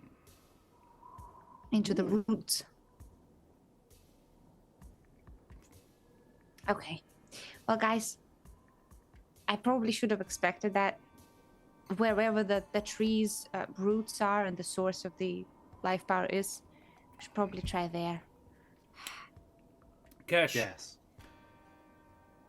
as you are putting the finishing touches on your goggles, you are in a little.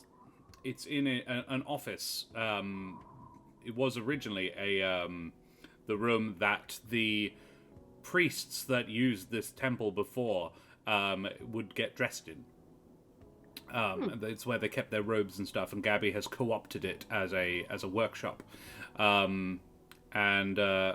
It's carved out of the tree. It's almost impossible to get away from the tree in here. However, Gabby has manufactured, as it were, in a slightly less brilliant way, as Julio and Ereq did their giant artwork of the creation of that chapel in there. She has created limited furniture out of tree itself. She's sort of grown a bench top and grown a couple of chairs to sit, well, lumps more than chairs, but a thing to sit on. And you feel a spark jump from the tree into you as you are just sort of putting the finishing touches to these little goggles that you have made. And you feel the tree just cast Hunter's Mark for you. Ooh. Oh. And you can sense the life node that you are looking for. And it is directly down from you in the roots. Oh, that's cool. And Sweet. in your mind, you hear, beware. A door once open allows travel both ways. Oh. That's probably fine. I didn't hear it. Yeah, should be good. Cash, can you make me a Constitution check, please? Ooh. Or a Wisdom? It's either Constitution or Wisdom, whichever is better. It's probably Wisdom. Wisdom Checks is or better. saving throws? Saving throw. Oh shit. 6. You have a migraine immediately. Oh god, my head. Oh, you just had this booming voice in your mind. It is quite likely that if you had had this interaction prior to interacting with 2 or 3 deities, you would probably be dead right now. It was a sort of boom. Your head sort of, it feels like your skull is 3 sizes too large for the skin that's wrapped around it. It's just you have a pounding migraine as this happens. I will say any check that involves any sort of thought for the next hour is at disadvantage. You are just it is the worst hangover ever. But you do finish some lovely sunglasses. Right. And put them on immediately. Okay, now the world is dimmer at least. Oh, that's better. Thank God. Why is that beetle scuttling so loudly? Sorry. And she turns off the mechanical beetle that she's working on. Yeah. You were not near Julio when he was doing that as well. This appears to have happened. It happened simultaneous, or happened as a result of, but you don't know that. I would like to, while my 2 mates are doing other things, I would like to look at the book again on traveling the elemental planes and see what was it Mims? What Mims's method of transportation to the life plane. The plane of life. Yeah. He utilized the teleportarium at the avium. Oh. He does not include his calculations in the book. He does say, however, why he did not do that. Because going to the elemental planes is real dangerous. He says that the headmaster of the avium enjoined him specifically not to leave. There is records of his calculations in the avium. You can presume that they used them for travel for the defenders of Alderheart when they went. However, given that they cocked it up, mind you, he never went to the plane of fire. Yeah. It does, however, say that the calculations must be adjusted for time. That the time on the planes travel differently, moves in a different way. Does he elaborate? He doesn't specify in what way. Some planes, but basically you can infer some planes time moves faster, some planes it moves slower. That does not always necessarily stay true.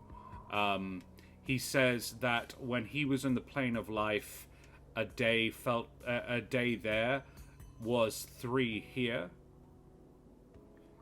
However, when he went to the plane of water, he was only there for 48 hours, and when he came back, 2 months had elapsed. Damn. Okay. However, I don't know how much you communicated with Bennick about his time in the plane of fire.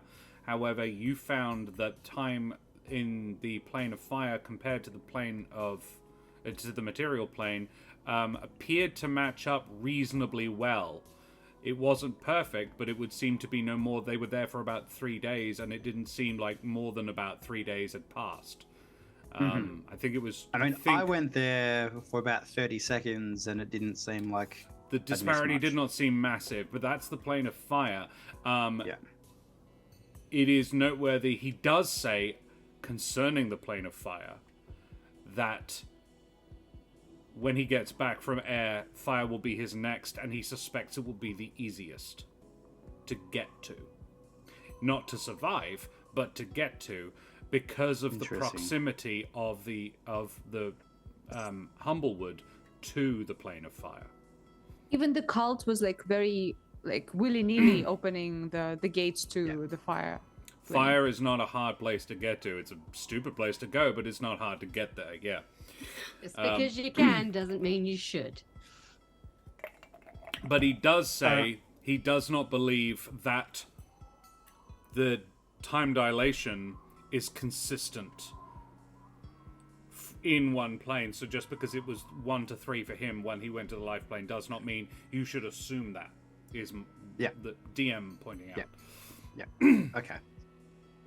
I would like to interrupt Gabby, or say check in how she's doing. Gabrielle, sorry for bothering you. I don't know if anyone has told you what our next course of action is, but we are going to be going to the plane of life, or to try. And we believe the node that the Alderheart has grown from is probably the key. So I just thought you of all people should probably know that that's what we're planning to do. Right. Wow. Yeah. On the bright side, I might be able to bring you back some shiny new goodies to work into something. Oh, you always know how to spoil a girl. Yeah. My expertise. What a waste. Right. Kesh. Yeah. They look good. Thanks. You okay? The tree's telling me we have to go down. Oh, cool. Yes, that makes sense. It's kind of put like a little guiding mark for me so we can find it. It also gave me a monster headache though, so no loud noises, please. Oh, okay. Okay. I'll wait until you leave to do the hammering. Okay. I should mention I've been looking through this journal of. I'm just going to stage whisper. Just imagine I'm whispering for the sake of the stream. I've been looking through this journal again, and Mims does mention a distortion of time between the planes. So if we leave, there's no real telling when we will return. Problematic. We may have significantly less time than we expect. Is there any way to test it? Gabby, would you know? Dude, my expertise is mechanical, not elemental. I mean, I'm actually good with elementals when I'm talking about planes, though. No, that's... Yeah. I'm good on the material. Sorry. I actually have an idea. Julio, could you ask the Alderheart if there is a bit of spare bark that it wouldn't mind shedding? Oh, okay. I will try to focus on that question, and I will try to use my green eye to like find an area which does not like connect to the life force of Alderheart, like kind of something that is easy to lose for the tree. Yeah. Dak, I think space lengthens and time shortens the faster you go. But it's a perspective thing.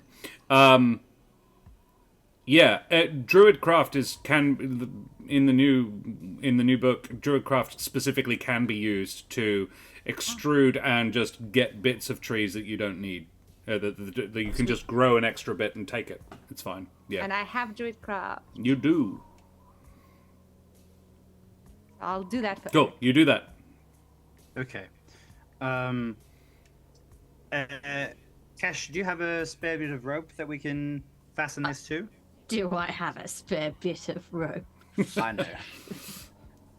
Kesh I pulled really out asked out all of the rope. politeness. Cool. Okay. Gabby's like, are you gonna just go fishing? Yes.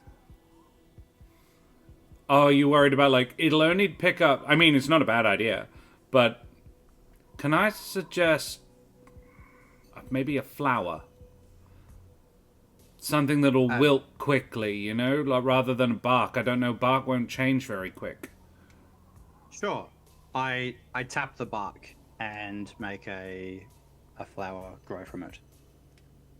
Yeah, that's best thought I can give you. Maybe a candle? Something you know how long it would take for it to go out, like you get 2 candles the same length, measure how long one takes to go down, or even just you light 2 simultaneously. Gabby, then I've got to say, you're really eliminating the whimsy of this whole idea. All right. Do your flower then. It's a good idea. I was just trying to help. And she goes back, clang, clang, clang. Cash. Get out of my office then. Cash, lead the way. And I will try and lead the way. Very well. You are going to have to leave your super secret hideout to get down to the roots. However, if you are staying inside the city, then you're going to have to travel inside the city. And you're going to have to... The lowest entrance that you guys know of is in the market. Okay. And then head down. Or no. The lowest entrance is actually, fun story, in the docks.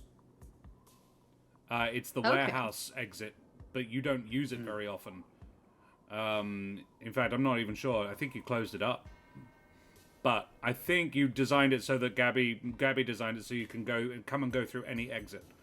So yeah, you leave through the docks would be the lowest one, and also the least traveled at the moment. But Oh no, how could we possibly sneak through the... I cast past that trace. Well, yeah. I was wondering, how many spell slots have you got left, Ereq? Second levels and third levels, actually, quite a lot. Okay, you're all good. Good. So yeah, you cast Pass Without Trace. I'm going to ask you for a stealth check anyway, all 3 of you, but yeah, it's... We're stupid when it comes to stealth. Yeah, this is the thing that this party does very, very What time of day is it? It's probably about 2 in the afternoon at this point. Okay. No, advantage. earlier. Midday. 23. 23. 35. 31. Well, that's Yeah. with Pass Without Trace, obviously. Yeah. 23. Add your plus 10. Yeah. So, because I do it cumulatively and then divide by 3, so that's 30. Do you say 31 and 35? So that's 66. And then Kesh's mere 23 bumps it to 88, 89. Cool. That's enough. This is nasty. This is rancid. It's nasty. Yeah. So, let's. I did create a new sound set for this because it's somewhere you've never really gone before. And it would be cool if Sirenscape acknowledged that I pressed a button. The roots have never been the nicest part of the city. Indeed, it was the first established as an unacknowledged shanty town that the council eventually tried to get rid of, but the tree refused. So instead, the inhabitants were left to essentially fend for themselves until some people came in and actually made it, but the tenders came in and sort of fixed it up and actually made it livable. Few schools and other public services have been established down here, despite fears about vandalism of these services being largely unfounded. You know, why shit you don't shit where you eat. However, it is largely unregulated. Before they left, the brigade did most of the law enforcement down here. However, now the Perch Guard have had to step back in. So as you skulk along down, you make it down to the roots very easily with your Pass Without Trace. However, down in the roots, The streets are narrow and winding, no more than 20 feet wide at a wide point. Every now and again you get to a sort of a conjoined place where several route passageways meet, where you have a sort of a larger square, but most of the time it is narrow passageways. As you skulk along a street, following Kesh's hunter's mark toward your destination, you pass a squad of 6 perch guard going door to door. They are demanding identification papers. You see them roughly pull out an older hedgeman and demand his papers. Now, Kesh would absolutely know, as would Ereq. Julio may not be as aware. Identification papers down here? Probs not. This could easily just be a way of getting rid of humble folk from the tree, banishing voters. Are there many guards, or is it just the one? There are 6. There is a squad of 6. For one guy. There is a woman inside who is sort of trying to reason with them as this guy is curled up. He's straight up bald. He's hedged himself into a little ball to protect himself. And she's trying to get them to stop and saying, oh, she's going to go and find the papers, but she's not sure where they are. Normally, you know that this place is fairly well traveled. Quite a few people down here. It's not big houses, so there's quite a lot of peeps. And yeah, there is not a lot of people around. It's odd that there are not very many people around. Can I try and do something? Yeah? Such a bad idea. Just like, do we have time to beat the shit out of these guys? I don't think we have time to beat the shit out of them, but I have one thing that I can try and do. Who seems to be in charge of this situation? There is a low-ranked, sort of non-commissioned officer. There is a raptor, who... If you didn't know better, Julio, you'd say they were criminals. But they're all in the proper uniform, and they're actually doing something like... Criminals would be like, all right, protection fees. This is no. Let's see your identification papers. But they have the look of bullies. Yeah, I'm fairly confident in my stealth, so I will try and do something from the shadows. I want to cast Dissonant Whispers on the officer, I want to. I'm not like intending to kill him, so we can forego the damage. What I want is to seed worries into his mind. Like the distant whispers are like, "You sure you closed the door today? What about your iron? Did you like take it off the electricity grid?" Not that, but like I want him to get worried enough to leave this place.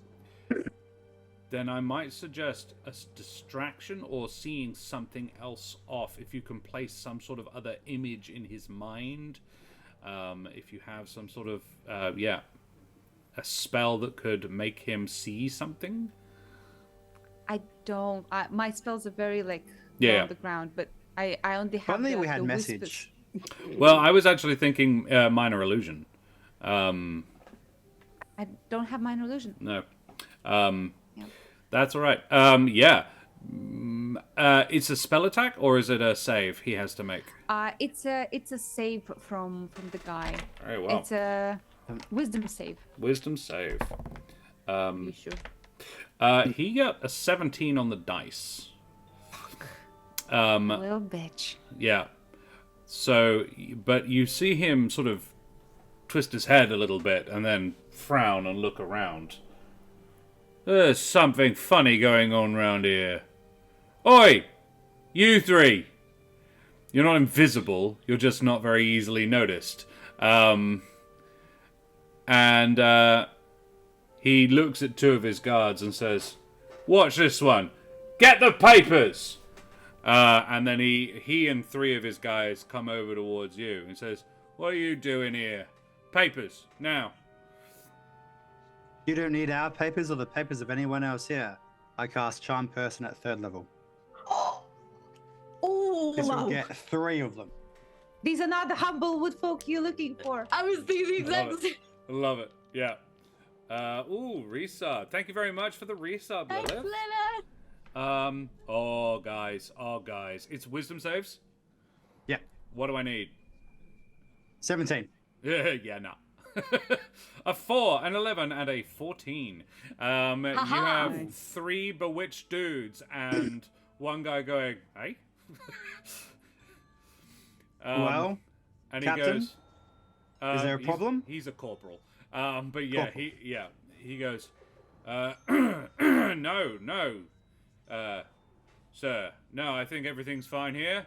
Thank you. It's good to see fine, upstanding citizens like yourself. You've already done the rounds here, then, I assume. Yes, everyone down here was well accounted for. Good. And I make a point of like puffing out my feathery chest and like, you know, tufting my feathers. Yeah. You're a bird. Yep. Yeah. The population down here is about 85% humble folk. You will find a few bird, but not many. And he goes, yeah, absolutely. Well, we were just doing our patrol, sir. Thank you very much for your assistance. If you need anything from me and my squad, feel free to give us a shout. It is not safe down here, sir. We have been taking quite a lot of abuse, and also there have been several incidents of patrols being ambushed by scofflaws down here. By what? Scofflaws, sir. Vagabonds, ne'er-do-wells, you know. Oh, terrible. I'm sorry to hear this. I know that it's dangerous down here. We're here to hunt demons. No, I don't. I'm doing it for the name. Not Thank the you. demon hunters again. Yeah. Yeah. Every time I've cast this spell, that's been Demon hunters. Yeah. Yep. Oh yeah, those demons, they'll get you. Yeah. Well, that's terrible.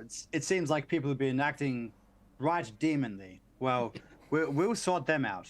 Don't you worry. Oh, very well then, sir. All right.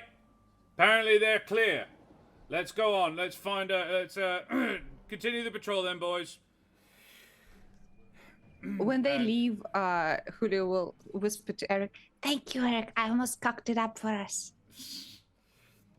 That's okay. I wish you had said something. I was thinking the same thing. Yeah. It's kind of bad what's going on. The hedgeman is sort of peeking up, and he says, "Are you with them?" No. It's not safe. You should go. Go.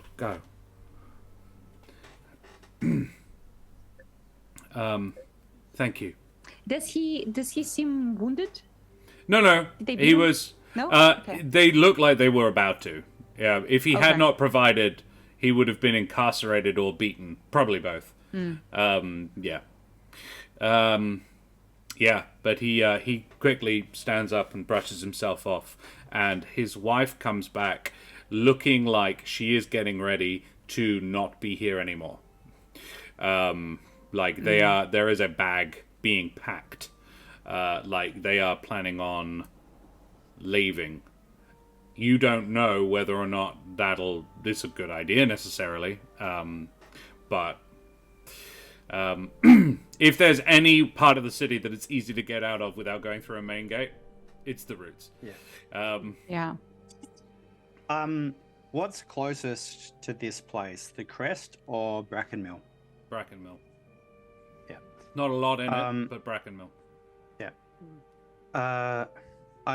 I'll make note of her luggage and stuff and say, the roads aren't the safest, but if you want to go somewhere, Brackenmill is probably the place to go right now.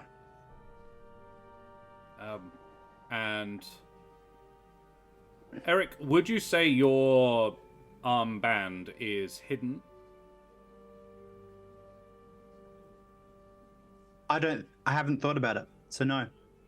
In which case she gives you a once over and says, the Shadow Motes are safe? You have my word. Thank you, sir. Thank you. Come on, Harold. And picks him up. I really hope your family doesn't double cross us. Yeah, that'd be awkward as hell. I hope my word is worth something. Let's hurry. You know the blacksmith has a spare room. Yeah. She and Harold make their way off, and you continue traveling. Following Kesha's sense, you eventually find a thick section of route containing a small and apparently abandoned temple. Can we tell what it's a temple to? It was an Amaranthine temple. Okay. Would have been a general temple, not a specific Amaranthine. Probably Ardea and Titan were, you know, it was one where you go in to say your evening prayer before you go to bed. That sort of, yeah. The door is poorly hung, and there are 3 chairs in it, covered in dust. 2 more are broken, and anything else that would seem to have been taken, though it is doubtful that there was very much in here of value to begin with. It would seat no more than 30. However, not with the current seats, you know. There's no altar. There is no, that's gone. Where it was is clear, but it's not there anymore. Cash, you can sense where you're aiming to go. Band-Aid Betty, subscribe with Prime. Thank you very much for the sub, Band-Aid Betty, you bloody champion. Good on you, mate. It's a good name as well. I like Band-Aid Betty. That's excellent. Is it a Resident Evil reference? Because there's a character in Resident Evil who is a medic called Betty who applies a Band-Aid to a different character at one point. I watched it recently. And I was just like, that's funny. If that is the reference, excellent. If not, even better. You find this place. It is dark and musty inside. Kesh, you can feel what you are looking for is about 10 feet beyond the back wall. Oh, okay. Can I examine the back wall? Is it like a secret tunnel? Secret tunnel. You wish. Make an investigation check. I hope it goes better than most of my rolls tonight. Or survival. Oh, don't you have a migraine? You do. Would that affect survival? Or investigation? Oh, investigation's intelligence, survival is wisdom. So my wisdom's okay, it's my intelligence that's... If you make a survival check, you can do it without, Through the mountain, yes. That was a 1, so 9. You do have advantage. Well, thank God for that. Yeah. Oh, look at that. 21. No, as in, that's... You do have inspiration. That was the... Yeah, I just used it. Good idea. 21. That's a better roll. And the answer is no. It's M's lingo. I didn't mean to interrupt. No, it's okay. Don't worry about it. I like interacting with my audience, Band-Aid Betty. So Karen has used her inspiration. That is fine, because 21. Kesh, you find it's because it's survival. And you are connected with the tree. You connected with the tree about this. You find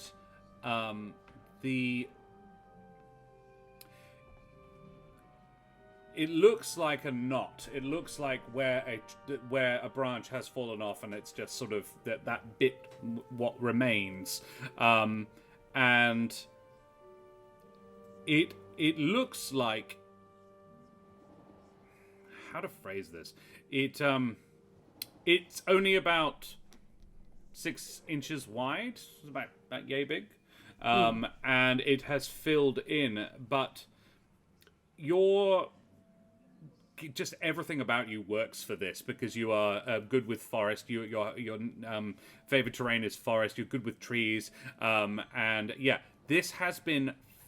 It has grown over specifically. This is what you are drawn to. And you are just about to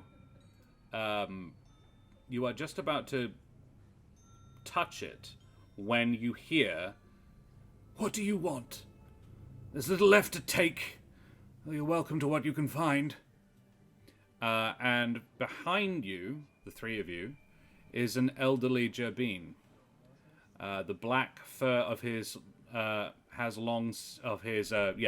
his black fur has long since turned grey, and the whiskers on the left-hand side of his face have been burnt, like they're crisped, and and he's standing at the door. He wears a brown robe, looks like a bit like a monk's habit, and he is leaning on a staff, and looks quite frail, but he is not afraid of you.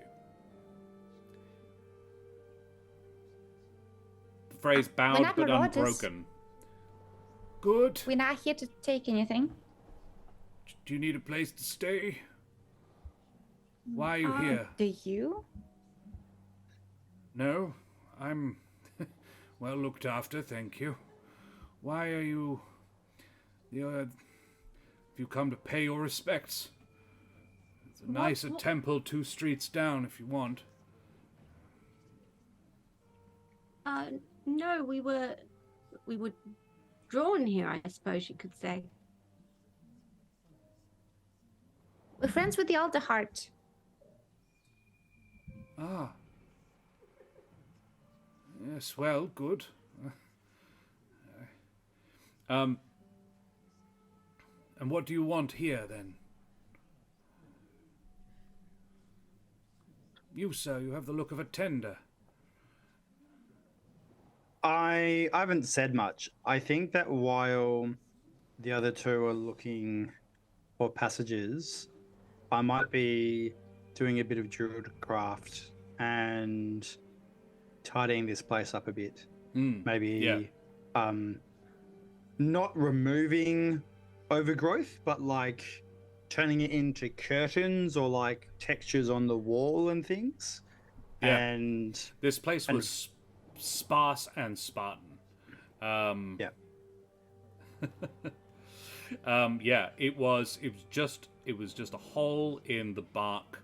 It was just a semi, like, it's roughly circular, but no, square with rounded edges, I suppose is better. And dusty. And just going around and making it look a little nicer, I suppose, is probably what you're doing. Making some flowers sprout. Yeah. He says, "You, sir, you have the look of a tender." Dread a GM is raiding. Dread, you bloody champion. Thank you so much for the raid! You splendid individuals. How are you all? Hey, X-Cat. Good to see you guys. How are you going? How was your day? I believe you were doing some world building. How was it? How did it go? You splendid individual. Dread, I am so looking forward to July. So, for those of you of a West Australian persuasion, Dread a GM and I, and the splendid AJ Winters as well, are all going to be down in Bridgetown for Winterfest, Blackwood Winterfest. And Dread and AJ and I are all going to be DMing down there. Dread and I are going to be playing at exactly the same time, so I can't sit at his table, damn it. And he can't sit at mine. But, we are going to be doing some D&D down there, which is really exciting. And I finally get to meet him in the meat space. Yeah, I'm going to be at Winterfest and hug you. You better, buddy. That's very exciting. It is rather exciting. I'm stoked. I'm really excited for it. It's going to be great fun. Try and stop me sitting at your table. I mean, you can certainly try. You can do it. Break all the rules, yes. Mad lad. You mad lad. Guys, thank you so much for the raid. We are trying to figure out how to travel to the plane of life. The elemental plane of life. These guys live in a giant life elemental tree thing. And they're trying to figure out how to access a life node in the very bottom, in the roots of the giant tree Alderheart. Winterfest is coming, yes. rule breaker and a rule maker. Dread, thank you so much for your raid, for bringing your lovely peeps here. Happy time zone to all of you. Thank you so much for joining us. We are in the Humblewood. I am Josh the Pirate. Mike Moses raiding as well. Dear Lord. Wow. They're all raid. keen to see us go to the plane of life. Yeah. Yeah. Here we go. Raid. Hi, everybody. Smacking it out Hello. there. Big raids. Guys, thank you so much for the raid. Nerd Halla, hey, buddy. Good to see you again. Thank you for coming back. Thanks for dropping that raid on us, Mike, you moonly person, you. The Moonly fans are here. Guys, thank you so much for joining us. Yes. Double raid. Amazing. And Tarzan. 2319, you bloody champion. Thank you very much for the follow, you excellent individual. Avast, matey, you wee scallywag. Adeline is also an excellent name. Thank you very much for the follow as well, you bloody champion. Guys, we just shot past 666 followers. We're now at 667, I believe. Band-Aid Betty flees from the incoming dust of the cloud of the horizon of the approaching razors. Here for debauchery. Ooh, splendid. Well, let's see what I can do. Hello. We do like a bit of debauchery. A bit of debauchery. You're a bit like we've already spent our busted our load talking about piss flakes. Yes. And the Gunda as well. And we have, Tropical 55 and Icklehoof. Guys, thank you so much for the raid and the follow, you guys. You avast, mateys, you wee scallywags, all of you. That, guys, is actually 669. 69. 669 followers. You guys, you bloody champions. Thank you. All right, we're going to get back to the story. But thank you so much for bringing your lovely people here, Mike. All the extra lovin'. Exactly right. I feel very loved and very extra. Yes, I am Josh the Pirate. This is Corsair's Cove. Thank you so much for joining us. This is our Thursday night Humblewood game. I run a large and extended campaign in the Humblewood setting by the Hit Point Press. This is the Monsters and Magic crew. They are Julio Switchgear, Kesh Glitterweave, and Ereq Ashbourne. They are currently looking for a way to get to the plane of life. In my canon, there are 6 elemental planes, life and death being 5 and 6. And they are trying to get there because Ereq's granny wants Ereq to save Ereq's mum. And to do that, she has a nasty wasting illness based in death magic, and they need a special flower called a Vinderblossom from the plane of life. And they have to get there soon because she's only got 4 days to live. Julio did some magical healer stuff and figured that out. So they are trying to figure out how to get to the plane of life right now. They are talking to an elderly Gerbine person, a mouse folk. Yes, he is apparently the priest of this abandoned temple that they found in the roots of the capital city, the Alderheart, a giant tree. There you go, all caught up. Right. So, yes, he says, appreciate the efforts. No one's loved this place in a while. Even me, I'm afraid. It's hard to see. After we're done, we're hoping that the Alderheart will get all the love that it deserves. I take it, Julio. I see. One triple to another. Hello. No, is that not? Again, what I just said. I am no pope. I am a lay preacher, but I honestly don't see an awful lot to pray to right now. You've seen what's going on. What's your name, good sir? I am Shayax Lightbarrow. Hello, Shayax. My name is Julio.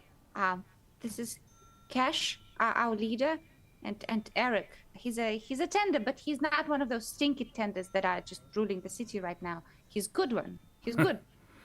The true tenders left a while ago. This one, yes. I think a true tender would behave similarly. I approve. You say you follow the tree. Yes. And I show him my green shining eye, and say that the tree talks to us, and we are currently trying to, kind of sort out the city's bullshit, and we kind of have a side project of getting people to worship the tree, maybe because God business is kind of far away. The tree's here. Yeah. And providing.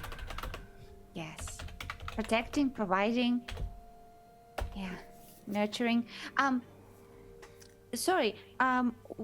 Would you be interested at all in maybe joining us in the worship of the Alderheart? Finer being to worship, I don't think there is. Bears our civilization on its back, and does so without complaint. Cash, can I tell him where our cool temple is? Not yet. Okay, it's fine. It's fine. It's not like I wanted or whatever. It's fine. Okay. I'm gonna be like, I feel like the tree is, it's calling us to kind of this spot here. I don't suppose you know anything about that. Well, I have. This is it's directly behind where there was a symbol before, the conjoined Ardea and Titan.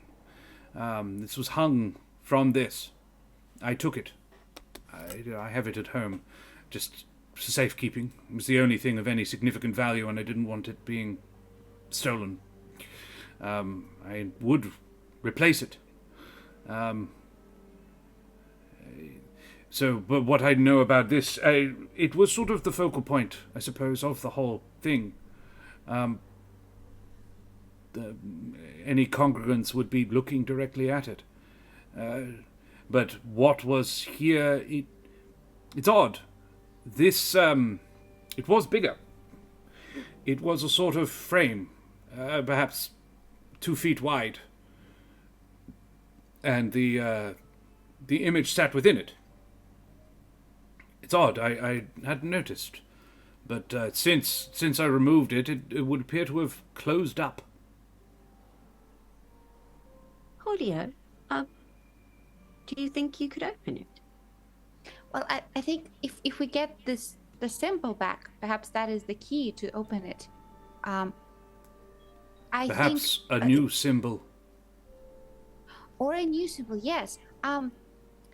Question, Ereq, and also Shyax? Yes. Shyax. Do you know Druidcraft? I have some skill. Yes, Okay. of course. So what I propose is we, kind of do it together. We craft a symbol to the Alderheart here. And, I would like you to be part of this because I feel like this is kind of your territory. This is a temple you look after. Well, if we can't see yours, this could be a new temple. I think the Amaranthines... Branching out. Well, quite. I think the Amaranthines forsook this place a long time ago. So perhaps... Yeah. Yes. Let us. We have secondary locations now. We have a brand. DM. Yeah. Can I do an insight check on this fellow to gauge his level of trustworthiness or susness? You may completely. Good, because Julio will not. The Gunda asked in chat, there are apparently 3 other seasons worth of content for this. There are 8. This is season 8. However, to explain why it says season 4, episode 6, the Monsters and Magic has been running for 4 seasons. However, there are 2 other narratives in this setting, one of which is a 3-season thing and it sort of finished, and then the other is ongoing with those characters, or 2 of them, we're doing Strahd. We're doing Curse of Strahd, but with but with Humblewood, and that is just finished its 1st season, and will be back in about a month. 2nd season? Oh shit! No, in which case this is season 9. I apologize, my math was wrong. This is season 9 in Humblewood. So many seasons? What year did we start? We started 2019. Or was it 2020? It was 2020. We started in 2020. Over on Roll for Damage. But this is like, I think we've been here for 5 or 6 seasons now. Thank you very much for, yes, that shout out. I should have done that before. Whoever did it, good job. Because, yes, dreaded GM. And let's have another one. Because if you guys want some incredible content, you could do far worse than heading on over and checking out the dreaded GM. And if you like your mini painting, then you should definitely check out Mike Moans. Mike, you want to see my mini? The one I'm currently painting? This one. Hang on, let's turn the ring light off. This boy, a red dragon. Yeah. I'm not really set up for showing off minis right now. But yeah. And if you would like to watch all of the Humblewood episodes, they're all on our YouTube channel. Yeah, he is quite a spiky boy. Enjoy every single season. There is much backup of content to work through. Mike is great. So is Dread. They're both wonderful individuals, incredible human beings, lovely. Two of my, like, when I first started sort of doing this my own self, they are guys I look up to as how does nicely. How does run good community? How does run good channel? How does very well, very good, much splendid. Yes. Yeah, that's I mean, Dread has had a huge impact on this stream. At the end of every stream, we take the favorite moments. Absolutely. I stole one of the core elements of my streaming from Dread. Unabashedly, we do favorite moments every time. Check out some new friends. Yes, if you want to check it out, all of the Humblewood is there on our YouTube. I put the link in chat. So, sorry, just got a little distracted. What are we doing? What? I rolled a natural 20 for insight for a total of 29. This guy feels world weary, but there is no guile here. He is. When Julio invited him to help make this new symbol, you saw the first spark of hope come back into his eyes. Mm-hmm. Like there was something to try for again. Thanks, Red.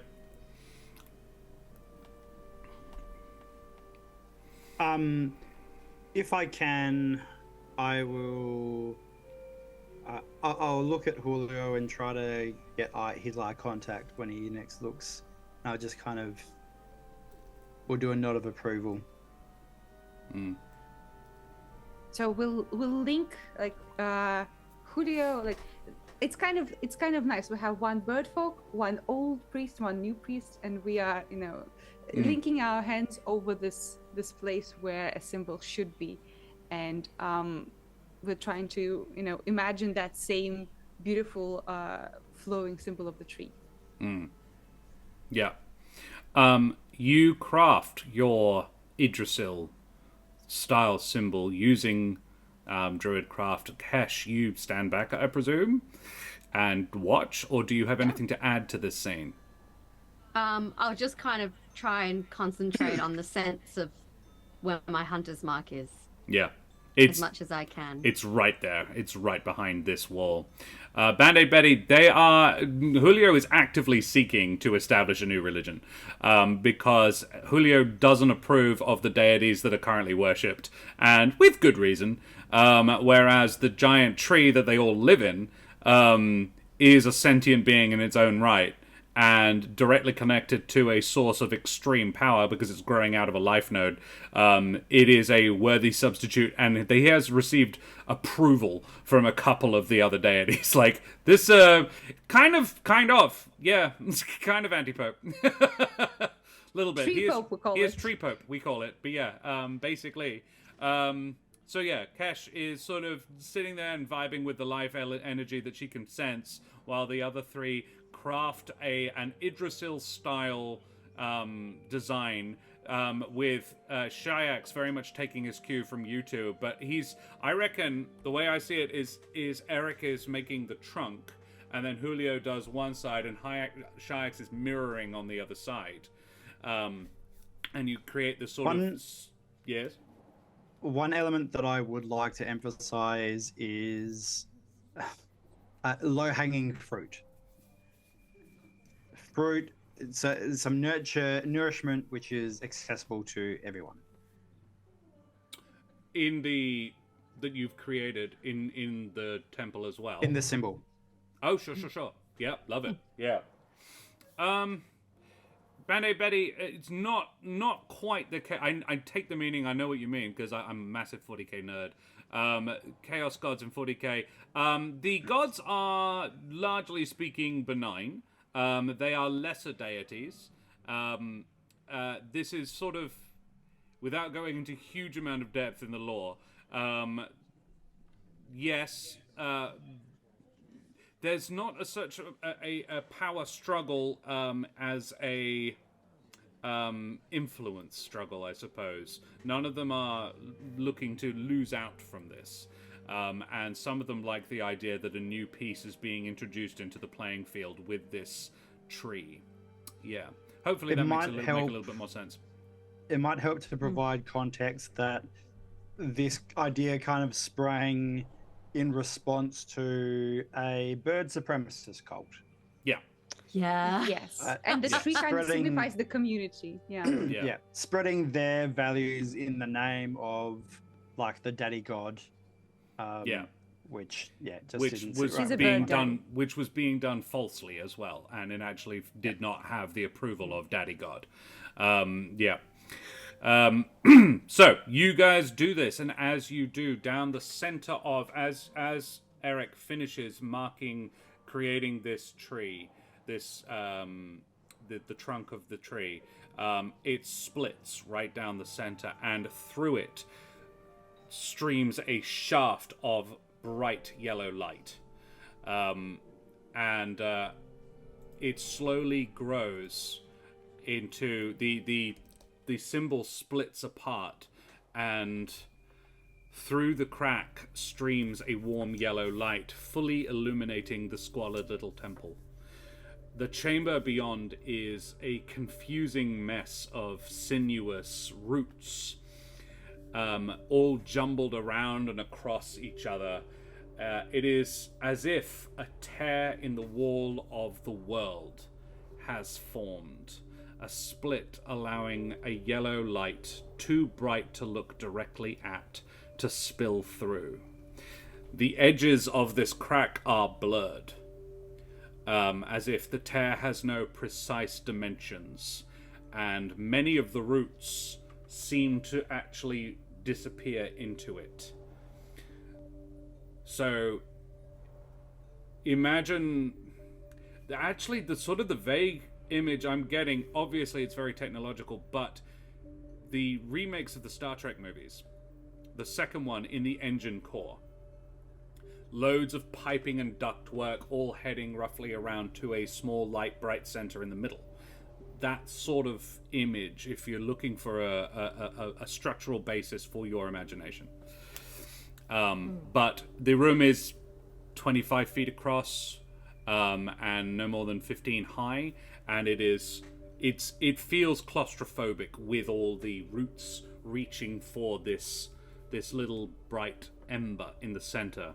And Shayak says, It's beautiful.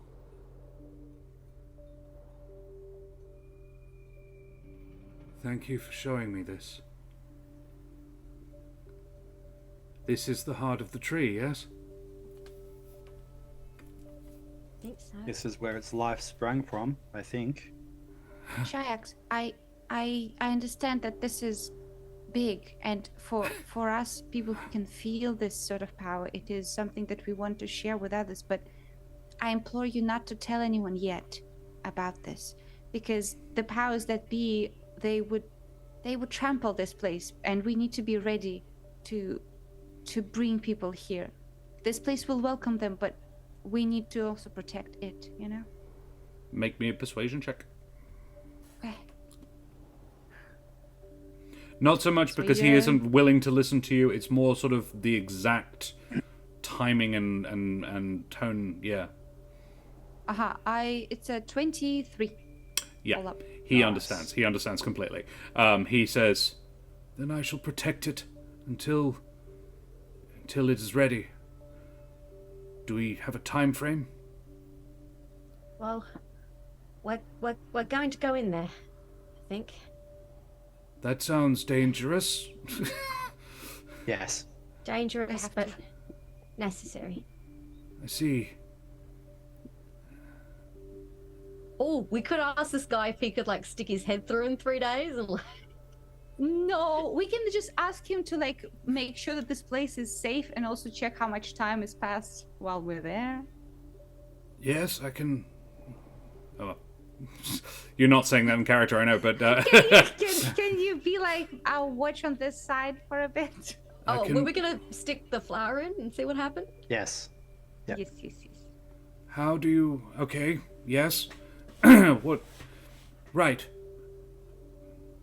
Why are you doing that? Actually, can I observe something about him?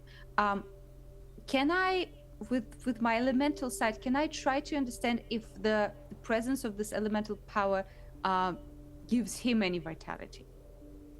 He does seem to be standing straighter, Okay. moving with vigor, whether or not it's because he's in the presence of a life node, or it's not a fountain of youth, or Sure. he's just found purpose for the first time in a long time.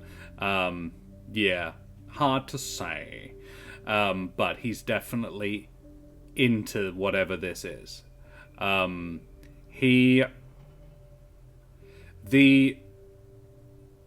is almost mesmerized by this. And he says, "It's probably for the best that no one knows this is here. For now, certainly. Yes. Once you go in, should I close it or hide it?" I think try and conceal it for now. Because this light is bright, and the door is not very good. I'll repair it. I would suggest to close it. I think that when we return, the Alderheart, if it wants us to, it will help us find a way out. I mean, he says, well, because that wasn't us opening it. That was the tree. Yes. We just sort of tickled it. We probed it, yes. Come on, little tree. Yeah. No one needs to make it weird. Why? We inserted a couple of fingers into the life node. Go on, yeah. I hate this place. I'm done, actually. I'm all good. You guys have a lovely evening. Have fun traveling in the life. No, I'm good. What are you going to do with this flower? What are you going to do with the flower? Time passes differently there, we think. Oh, I take the flower and I cast Druidcraft on it so that it grows little vines to hook along around the rope yes. so that the rope doesn't leave. And then I hold it out and I Druidcraft a breeze to send it through Very cool. the node. And he And says, I'll hold on to the rope. and your intention is to see when you pull it out if it's aged. Yes. See You'll if we send- can determine. You're sending a How plant. long? You're sending a plant to a place that is literally full of life, and expecting it to age. I feel like he doesn't approve of our plan. Listen, if the plant doesn't age, then we're full of life, so neither should we. If you've got a couple of candles,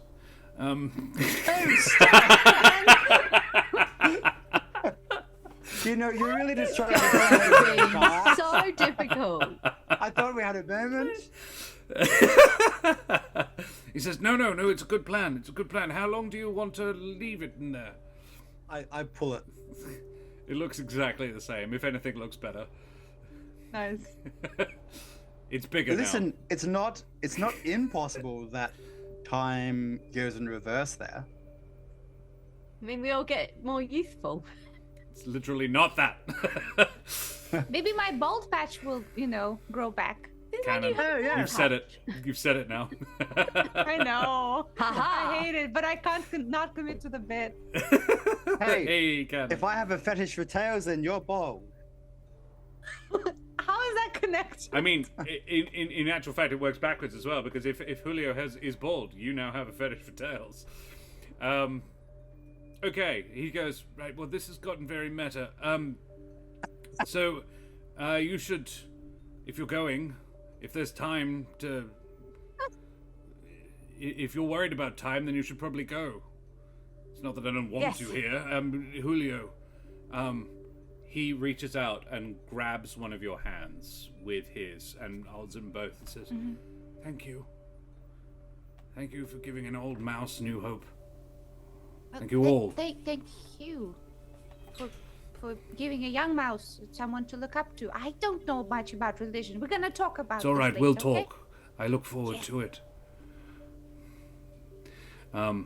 Go, I'll look after this place. I'll give it a clean as well, I suppose. Yes, how dare you let Thank the you, past of your life Shyax. from be dirty. Stopwatch. Yeah. We'll never forget What you do, Shyax. you summon Mark. Yes. With someone. Throw him in. All right. We don't have that book anymore. Yeah, fortunately. I love that it was just one off, very funny. Okay. Yeah, who goes through first? Julio. No fear. No I fear. trust it. You go up to the... getting in isn't overly difficult because of the routes. You probably just walk along one. And, yeah. You pass through, I presume. Yeah, saying a prayer to Alderheart, I just go in. You do. And you feel... I suppose warm. It's the best way of putting it. Like getting into a bath. You know, you just a warm bath, and it just passes, but obviously going in face first, so it's warming you from front to back. But it's just you walk into this wall of warmth, I suppose. Who goes second? I'll follow. Kesh goes through, and Ereq. Ha! Suckers! And then there were See two. ya. Close it. I will close my eyes and say in my head, I hope this isn't uncomfortable. Ooh, And that's a valid I point. stride in. You do. And I think we'll leave it there. Knew it! I was like, the second we walk suspense. through this door, we're going to end the session. Oh, do you want to know? Do you guys want to know what's on the other side? No. I want the surprise. I want to open Surprise? next session with it. Okay. You Let's do little that. Stinker. Yeah. Steve, I think we decided. I just kind of want to tell. I kind of want to tell our raiders. I kind of want to let them give a Well, look. sneaky peek. You're the DM. Well, mute us and then tell them, and we can just watch chat lose their minds. Oh. Yes. Oh, actually, I have an idea. You're free to disregard it. But what if you do like a jump cut to the location of the flower and describe what it is, where we are going? We I don't tell you know what we will do instead. Because I think Band-Aid Betty's right. I think cliffhangers are healthy. And next week, if all pans out the way I hope, we will have a special guest. What? Fenway the We didn't know teen, about this. Fenway the teen DM, the creator of Jasper's Game Day, Let's go. will be joining us for a special guest appearance. How's about that? Nice. How's about that shit? Yeah. 7 p.m. Well, AWST for some sheep-based shenanigans. There are sheep in the life plane. There are so many things in the life plane. You have no idea. Okay, cool. Yeah. Fenway's character is amazing. Dragon Care knows this, yes. Dragoncare was there. And it's going to be super confusing as well because Daria's name is very similar to Fenway's character's name. So, yes, that's going to be rather fun. Guys, join us again Thursday night, 7 p.m. AWST, which is GMT plus 8 for more Humblewood. But now we're going to do what we love doing at the end of our sessions. Fenway is very good and very lovely person. Incredible person with no conceit of herself at all. So no, you'd think as a founder of a pretty big international charity, this 21-year-old would have some sort of chip on their shoulder or something. Nope. The sweetest person. She's lovely. I'm really excited for you guys to meet her. Yeah, so we're going to do what we like to do at the end of our sessions and do our favorite moments, which is something we unapologetically stole from the dreaded GM. I looked forward to all that. Is there a safe for work Discord? I'd love to recreate the Vine scene in Terraria as fan art. Ooh. I mean, hell yeah. Band-Aid Betty, you are very freaking welcome. I'm like, it's pretty safe for work, isn't it? It's mainly pictures and art. Discard, Joshua. Yeah, as long as you don't actively pursue Daria for furry porn, you'll be okay. Safe for work, generally speaking, yes. We are Australian. It's the only thing I would warn you. Cussing does happen. We do cuss a lot. Lots of swearing via text, but like all the images are pretty wholesome. Yeah. So everyone has their own disadvantage. I draw furry porn. Those three are Australians, so take it or leave it. Daria is Russian, but we don't hold that against her. Daria is a wonderful, sweet, and marvelous Russian. We love her to pieces. But the rest of us are Australian, and I'm a Brit by birth, but that's not my fault. We all have our crosses to bear. Exactly. You're an honorary. Yeah. I'm not just honorary. I have a passport. I am an actual Australian. I had to try. I had to earn it. How many times do you need to say C word to get the passport? Yeah. At least 69 times. Too many. Yeah. Nice. Nice. You have to pass a swearing competency test to get your Sorry to hear that, man. I like Dragon Claws. Dragon Kia. Comment: are you family friendly or are you Australian? Porque no estás? Not really. Hey, people love Bluey. We have Australia produced one of the most successful kids TV shows right now. We can be appropriate if we want to. Just don't want to. Absalom Duck, that would only be important if I cared about cricket. You have to form a sentence from the only C word to become Australian. Yeah. Cat. So, guys, what we're going to do now is what we like to do, get massively distracted and talk about swear words. Yes, I put a link to our Discord in the chat. Hopefully you find it. And at the end of the stream, I will verify anybody, new people I find there. In fact, heck, I'll do it right now. No, there isn't any yet, but soon, maybe. So while we're talking about the Discord, I posted in one of the threads, the general discussion thread, I think. Hung, drawn, and quartered. The hung, drawn, and quartered. The link to the song that we've been singing intermittently every time we go through a secret tunnel. So enjoy that from Last Airbender. From the Airbender. Yep. It is literally the only Last Airbender I've ever seen. I've seen it like 5 times. It's a very good series. Still holds up. I watched it recently. Yeah. We need to have a watch party because a bunch of people have told me to recently. So, guys, let's do favorite moments. And for this, we like to let chat decide who gets to go first, because that means I don't get to sort of try and duck out of it. So, the Gunda, you bloody champion, would you do me the marvelous favor of typing !roll space the number 4 in chat? That will give us a number between 1 and 4 to determine who gets to go first. Let's watch Airbender in January. First time show. Good show. Oh, Fajuk only just saw it. There you go. Would you agree holds up for Duke? No, roll double L, no E. But otherwise roll. Completely correct. The other kind of roll. See, I want a bread roll now. Bread's delicious. There you go. A 4. We're talking about Brendan first. Yeah. So, favorite Ereq moments. It is confusing. Thank you very much, Gunda. Favorite Ereq moments. hella cool moment when he was like, you should go to Bracken Mill, and this poor humble folk is just like, you mean the oh god, I've totally blanked on the name. That's terrible. I'm gonna say Shadow Shadow Malts. Shadow Malt family, yeah. The Shadow Malts can be trusted, and Ereq's like, yes. And I'm like, oh, your relationship with your family's come such a long way, but at the same time, they might betray us. Yeah. In one day, yeah. Yeah. And chat, if you have any favorite Ereq or anybody else moments, please chuck them up. We'd love to see what you think as well.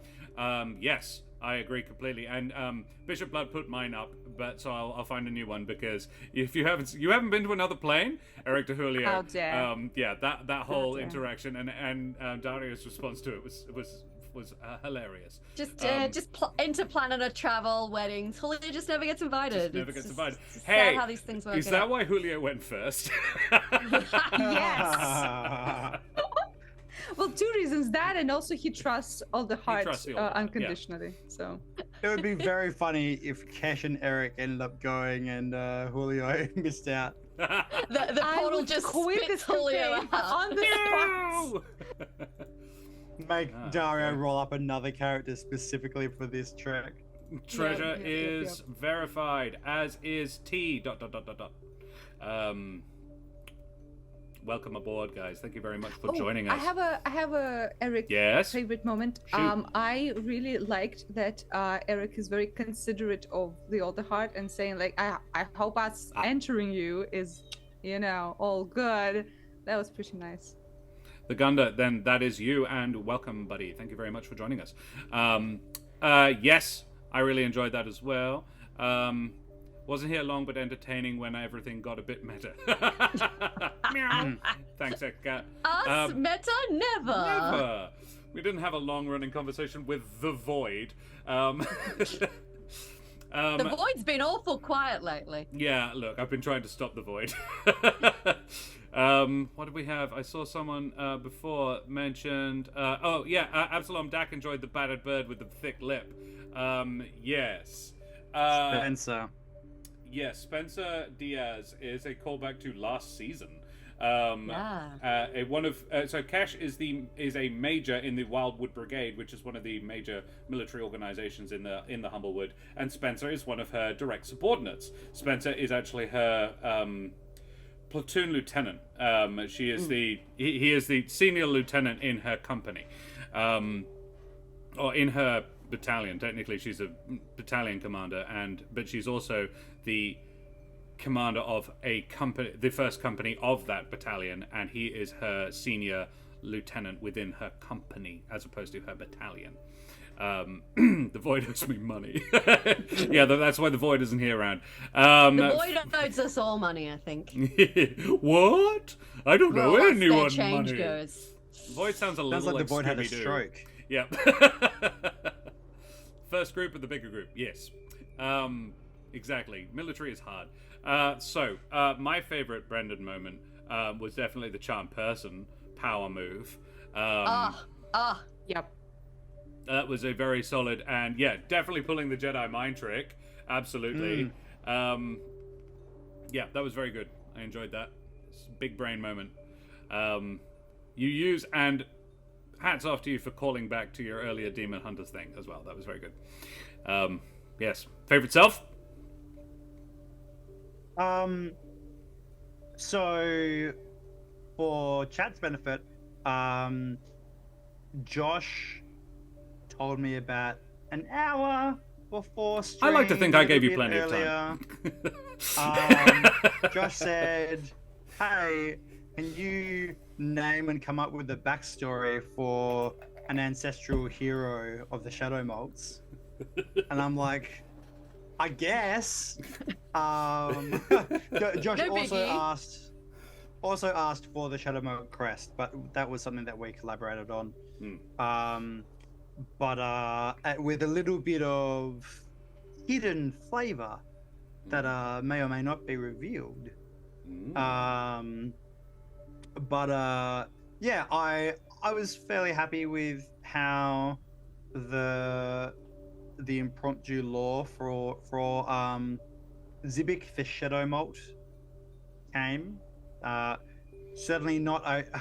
Josh said, "Oh, yeah, I want a hero," and I said, "Don't know how heroic they'll be, but Family hero, not for shadow necessarily. mods to look up to."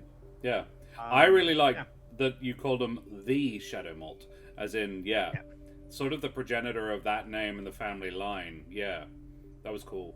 That was very cool.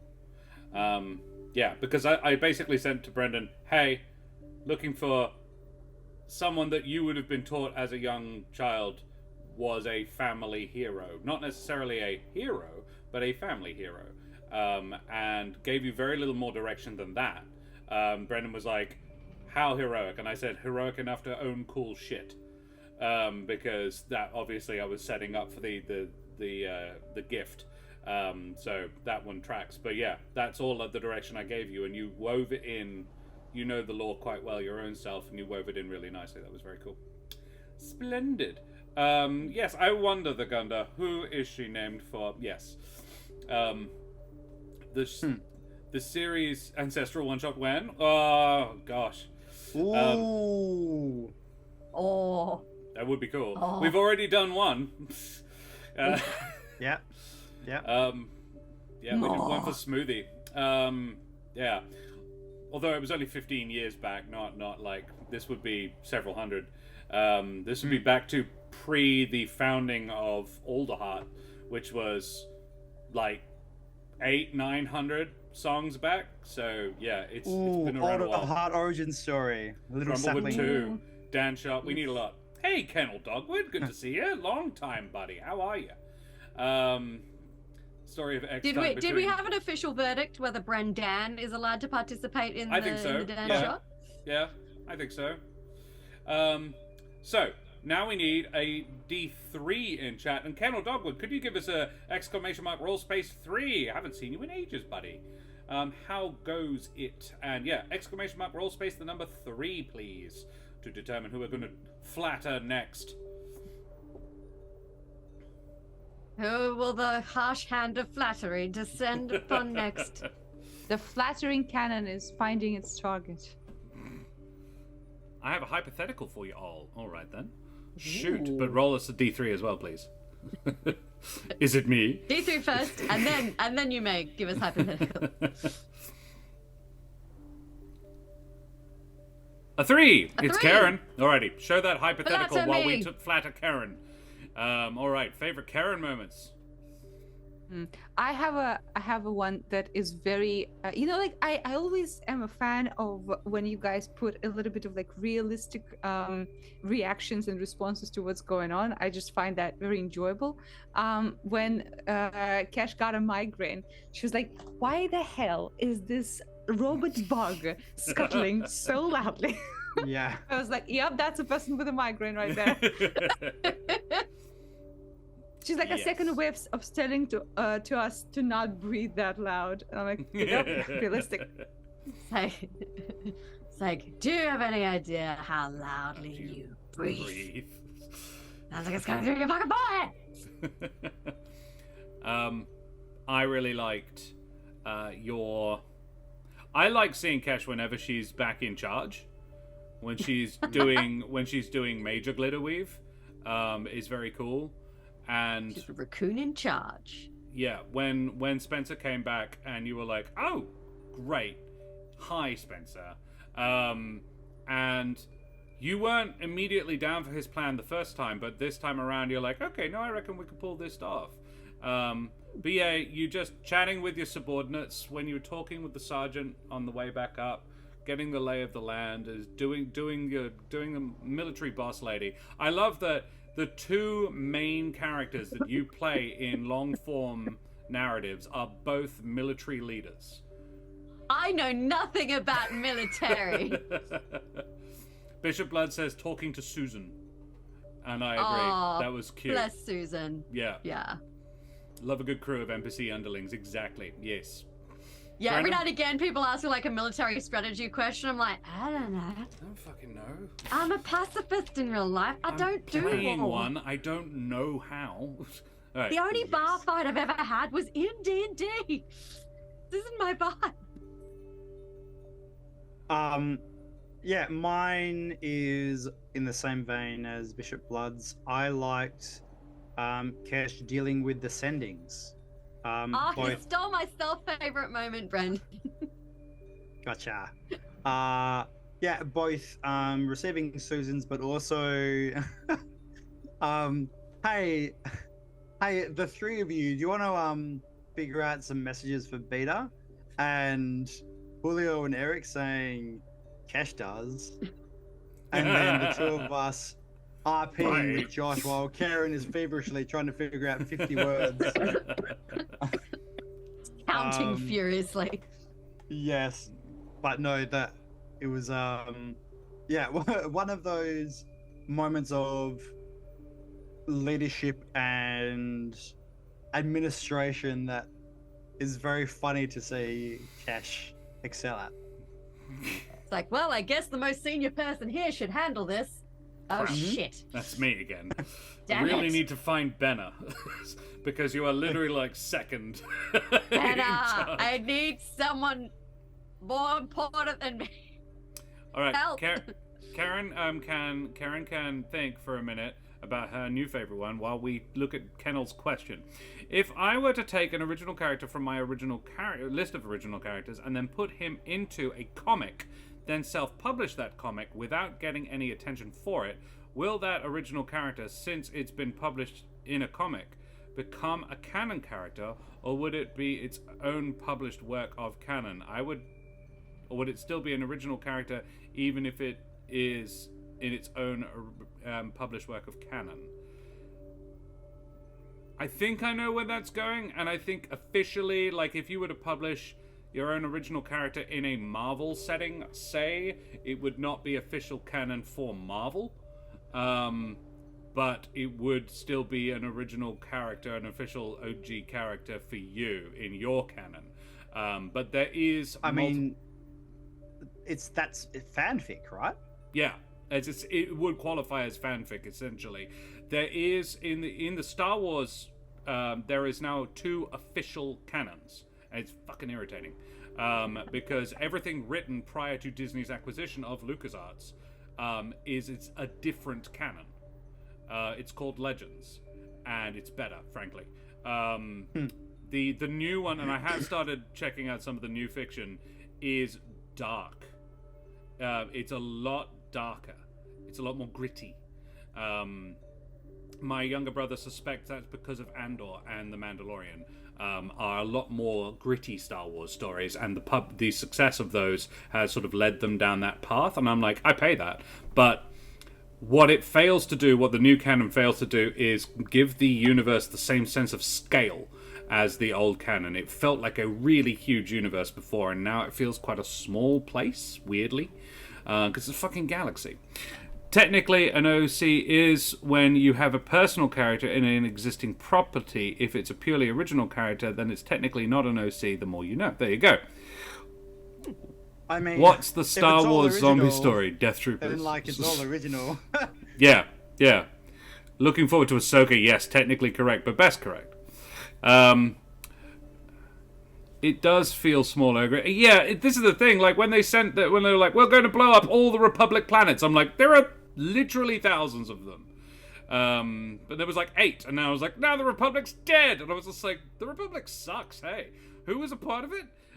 Yeah, just the new canon feels very small, and there's only like 2 families with force powers at all. Anyway, there is a Star Wars zombie story. It's dark side infused virus. It is. There is. Yeah, absolutely. Have you ever seen the Federation in relation to our galaxy? Yeah, because it's one part of one quadrant. It's not big, but it's still huge. Karen, anyway, what's your favorite self moment? Favorite self moment? Okay, yes, thank you, Brendan. Tangents in chat. Well, I know we've got a bunch of Dreads followers. They'll have tangent emotes. What is ADHD? Yeah. What? I don't know her. Yeah, I think I went to school with her.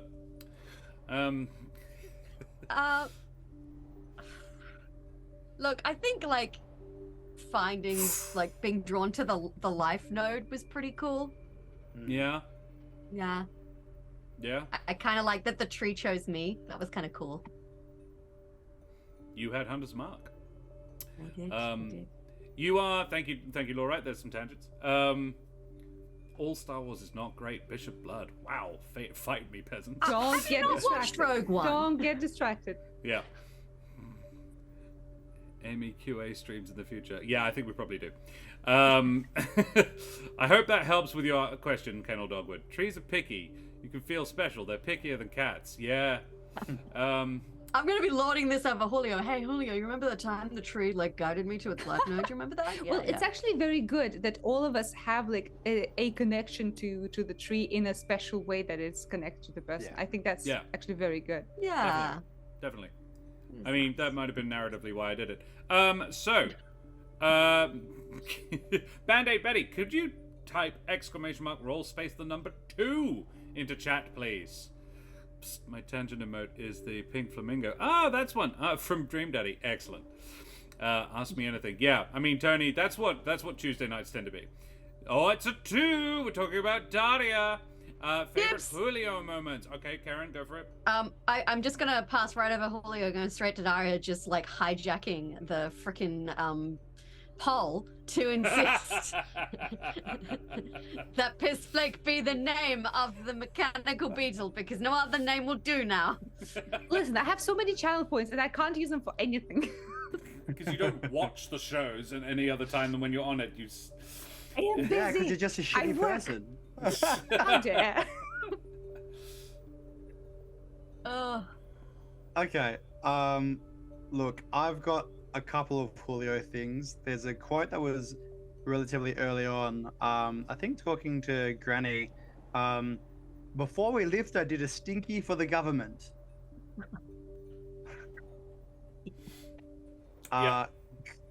Great. And also being the inspiration for Gabby's Chaos Beetle. Yeah, that was I like that idea. Colonel Dogwood says, so if I publish a character of my own creation, I self-publish a comic, it becomes its own canon. Great, thanks all the time to publish over 200 non-affiliation characters and make them all canon. I mean, Colonel Dogwood, I would say, and I say this speaking as somebody who is currently working in someone else's official canon, that it is more rewarding to, I ran the first 3 seasons of Humblewood were set in the original book written by the Hit Point Press. I then took the setting that I had already begun narratively twisting to my own ends and twisted the fuck out of it. And I have now run more homebrew content in that setting than I have run original, their original canon Published content in that setting.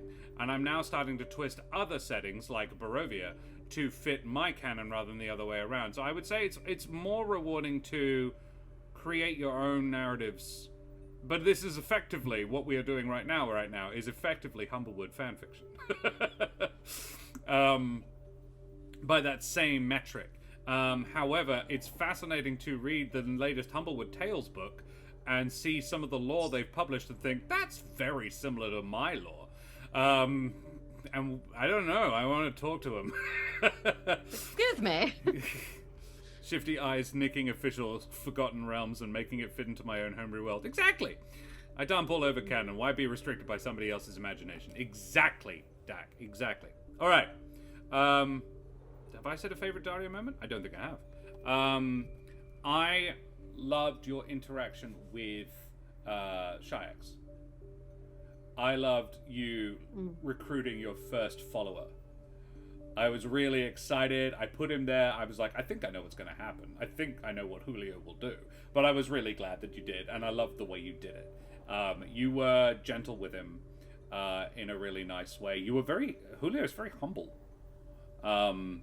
And for Treepo. Yeah, when he's not calling himself Treepo. Yeah. Apart from naming himself Treepo. What's wrong with that? Band-Aid Betty, tapping crowbar in hand. I just want to talk to him. Steal that rubbish pilferer. Yes. Bald confirmed. Yes, very good. Oh, dear. Julio is very modest. I reject your reality and substitute my own. Yeah. One of the best TV quotes of Such all a good time. quote. Love Adam it. Savage. Very good work. Yeah. Alrighty, Daria, favorite self? Oh, okay. I mean, I'm so good, like every moment can be. But no, what I think was a good moment remember, is just humble. yeah, humble. Yeah. I Oh, that's like a Just character. so good. Oh, yeah. Acting. no, I liked that Ereq's and Julio's relationship are like there for Julio to joke about fucking Ereq's mom, and that's like something we can do. And also, I did enjoy Shayax. I was very happy to see someone, and the fact that he was also like an older Jurbine was for Julio like a nice moment of seeing someone who, I mean, again, Julio immediately saw him as a possible mentor, because Julio knows that he's not knowledgeable in religion, so might as well learn from someone. Yeah. Julio threatening to fuck Ereq's mom earlier on. Yes. Exactly. Threatening? I don't know if it's threatening. Promising, more like. I think August Okay, would take Mouse it as Daddy. a threat. Yes. I have a healing touch. What can I say? Oh, that's Oh no, horrible. Julio is not older than Shayax. No, not by a long shot. He's probably about half the age, but Excuse you. Yeah. Julio's like 35, 40, something Oh, like yeah, that. I thought he was about 40, He's like yeah. middle-aged, yeah. oh, Tony, you got me. Got him. Got him. Yeah, Tony just rolled a 1 in chat, which means we're talking about DM. Favorite DM moments. I Daddy. loved the pigeon boy. I always love the pigeon boy, The but pigeon today boy he is was good, yeah. especially good. I was very happy to see him. Yeah, he was fun. He's a sweetie. I loved the introduction of the beetle device, Mechanical beetle, yeah. the mechanical beetle. Mm. That's very cool. I'm like, oh, we can definitely get up to some shenanigans with this. The Franken beetle, yep. I wrote down a nice line from early on, which I think, again, you know, I've said this the last 3 or 4 weeks, but Josh has consistently done a great job in running with my backstory. So it was perfectly encapsulated kind of the original feeling that I had about my family of this was as Ereq's mum saying, "Come on, August, let's go before I cry," or something else silly. Yeah. Yeah. Yeah, it was like a funny line, but also a bit too real. Yeah. Accurate. Yeah, they're stiffer upper lip. It's weird how I can play that so easily. I received many hugs from my parents. What am I talking about? My favorite me moment. To avoid hugs from your parents. Yeah, it is. They just happen.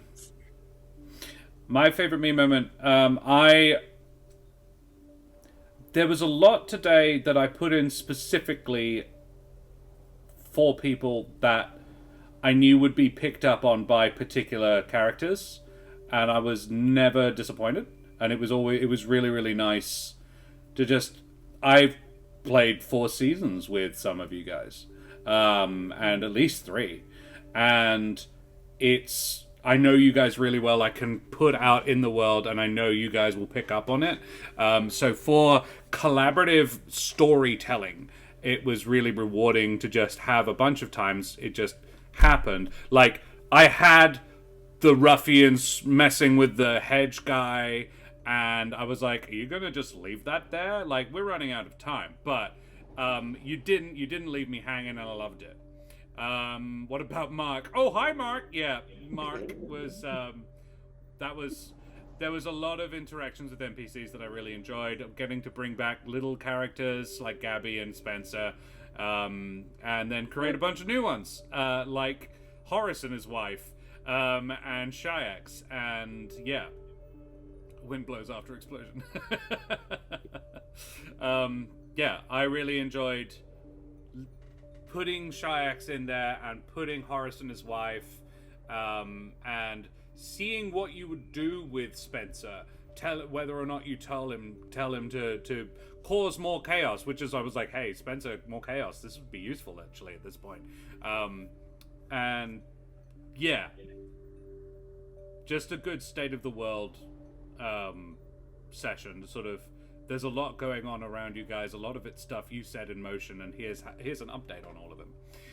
Was very cool. Wrecking the tenders, yeah, that was fun. I saw a couple of others in chat. Might have to do some image rehab for those guys later. This was something that Bishop Blood said a couple of times, so clearly they want it to get noticed. I loved Granny validating Julio's shenanigans.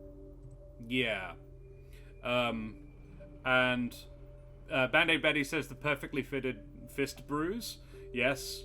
From Ool. Bishop Blood says, yeah, Granny validating shenanigans.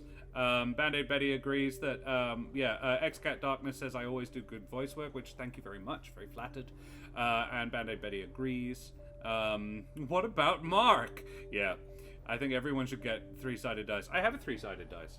I got a real one. Very don't know cool. where it is right now. That was very funny, actually.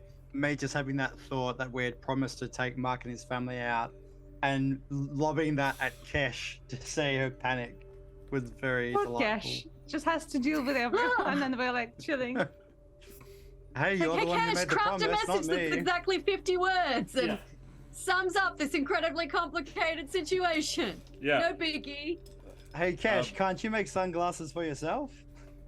Here is a D3. It's the 1, the 2, and the 3, and it is roughly triangular, but it has sort of rounded ends, so it can't land on them. It looks not unlike one of those rubber things that you put around a pencil or pen to teach yourself to write with. That's what it comes up like, and I acquired it from Roll with Advantage, who are not sponsors, but I do need to contact them about that. Because anyway, I talk about them all the time. Yes. So, guys, thank you very much for all of our favorite moments. That's wonderful. I like D2s that aren't just coins. Yeah, hard to acquire. I have a couple. For example, this one from Wooten Forge, sneaky Wooten Forge plug. This Wooten Forge created my... Hang on. It is very much a coin, though. It is a coin. This is a coin, though. But yes, this is Corsair's Cove coin. And you can get them at woodenforge.com/Corsairs Cove. And if you do, we get a cheeky kickback, you bloody champions. Wooden Forge, the creators of WA's finest handcrafted heirloom quality tabletop accessories. Check them out, woodenforge.com/Corsairs Cove. They are excellent guys and have been supporters of the channel and supporters of Humblewood specifically since season 2. Which we established recently is 8 seasons ago. So it's incredible. And Aaron and Nate are just lovely guys too. Just really splendid individuals. So guys, we should go away from here now because we've been streaming for a gosh darn while. But before we go, who the absolute heck are all of you? Daria, who the heck are you? I'm Daria. I'm an artist. You can see my art here in terms of the portraits and also emotes for the channel. And you can find me here on Thursdays playing with these scoopers. Yes, absolutely, you can. Bishop Blood also enjoyed the second ever mention of the plane of Earth. Yeah. Actually, if I was going to have a second favorite moment, making all that shit up on the fly, creating. Oh yes. Being obliged to come up with a bunch of elemental lore. Yeah. Oh, by the way, Josh, that is something I did want to mention, and I forgot, and now you reminded me. I loved Mims. And if you ever go back in time, I want to play Mims. Okay. I want to play him. Yeah. It's fun how occasionally you have an NPC that just comes fully formed into your brain. You're like, okay, I know who this is. I can see him perfectly. The naturalist and the gentleman. Yeah. But not a naturist. Karen, who the absolute heck are you? Hello, I am Karen. I am a writer, a performer, an internet addict. You can follow me over in the Twitter at Mother O Bunnies. Or you can follow my burlesque exploits over on Instagram at MythLawLemore. Or if you live in Western Australia, you can come and watch me perform live in Mixed Burlesque, Western Australia on the 24th of June at the Astor Theatre. It's going to be a very exciting evening. And you can also listen to my dulcet tones in the D&D podcast, There Be Dragons. And Brendan, who the heck are you? Hello, I'm Goober Brendan. I am a Pog champ, and I'm here on Thursday nights, and as of next week, for an indeterminate amount of time, on Monday nights, playing Major Magicka. Hell yeah. Hopefully, within the last 5 minutes, I've lost my voice, so that's wild. So hopefully, we'll be back by then. Hope so. Yes, we will be back. Monday evening for more for a brand new gaming system on this channel. I've never even seen it streamed before. I imagine it probably has been, but I have never seen it. It is called Major Magicka. I acquired it through the Trans Rights for Florida games bundle, and I had a look at it on a Tactics Tuesday a little while back and was like, this is heckin' cool. It is wizard students at a wizard school. We are going to set it in the Humblewood, which is fun. So it's going to be set at the Avium, the wizard school of the Humblewood, which has already had a fair amount of world building done about it, and it's wizards trying not to explode. The Lawrite, Brendan and Karen will be there, as well as the Knight Geo from OzQuest, which is very exciting as well. Fabulous things, cough cough. Don't worry, I'll get to it. And mesdames et messieurs, dames und herren, and beings of indeterminate gender and persuasion, I be Josh the Pirate. You can find me here on my channel, Corsair's Cove, where I run D&D and other RPG-related games with me lovely wife, Karen, the mother of bunnies, and all my wonderful friends. You can also find me over on the Lawrite tomorrow night, ! Hang on, let's have a quick shouty-outy at the Lawrite. Boom. Over there, we are going to be doing something in honor of Pride Month. We are going to be creating the Deck of Fabulous Things, an LGBTQIA inspired deck of many things, I believe is the premise. So Ardana, Terrace, and I are going to be hanging out there doing that, which is going to be super fun. I believe 6 p.m. AWST, an hour earlier than this one starts, is our normal start time for Fridays. And then next week, I'm going to be there for Shadows over Morna, which is our ongoing campaign in the 7th Sea system, which is very, very cool. A very different way of telling stories. Later on in the month, for Pride Month, Corsair's Cove will be running a game of Thirsty Sword Lesbians. Provisionally the 27th, Tuesday the 27th. I'm so jealous. I'm running up a crew for that right now. Unfortunately, I'm trying to keep it to LGBTQIA people for that stream. Otherwise, you'd all be invited. No boring straights allowed. We know. We know. If we like the system, I may well keep it. And you guys can play. That is a strong assumption that some of us are straight, but okay. I take that with offense. Thank you very much. I apologize. I am a boring straight person. Karen is a boring, heteronormative piece of shit. I'm just terrible. But yes, currently I believe Ardana, Terrace, Dragonkier, and Malika Moon will be joining me for that one. Those are the people I've gotten who have said provisionally yes, but I haven't run the date by any of them. So it's just me and Malika, because those are the ones I've run the date by. So yes. See how that pans out. Well, hopefully we're trying. Hey Donna, can you make it? No pressure. Right now. Bane Betty, if anywhere on the LGBTQIA spectrum, however, anyone is welcome to watch. But we are, because it's a LGBT month, I want to have my whole stream, being of people of an LGBT flavor. I am a non-binary person my own self. I am a he, they. Yes, I think it's important for visibility. However, at a later time, anybody is welcome. You are all welcome and loved here. Look, as long as we have a stream for Men's Awareness Day, I think that's really important. When is that, Brandon? I don't Thought fucking know. so. It's every day. Yeah, pretty much. Exactly. Thank you for being y'all. Excellent. There isn't actually International Men's Day, but I cannot There remember is. the date off the top And of it my doesn't head. need any more. It's April Who 1. gives a April fuck? 1st. Laura, jeez. Nice. Nice, Laura. Very good. I think that's about all I need to talk about. I am also part of the podcast There Be Dragons, where you can find my majestic voice, and I have also been known to puppeteer live in the meat space with my lovely wife Karen, where we do Pupperotica, a puppets reading erotic fiction. We do many things that are very silly, with loads of silly voices, and it's always good fun. We should go away and raid now, because we've been streaming for a gosh darn while, and these guys are all probably tired. I'm extremely hungry. So My we are stomach going is to go- growling so yeah. loudly. We are going to drop a raid on Phoenix Iwaki, because Phoenix is an amazing streamer and just hit 2,000 followers as well.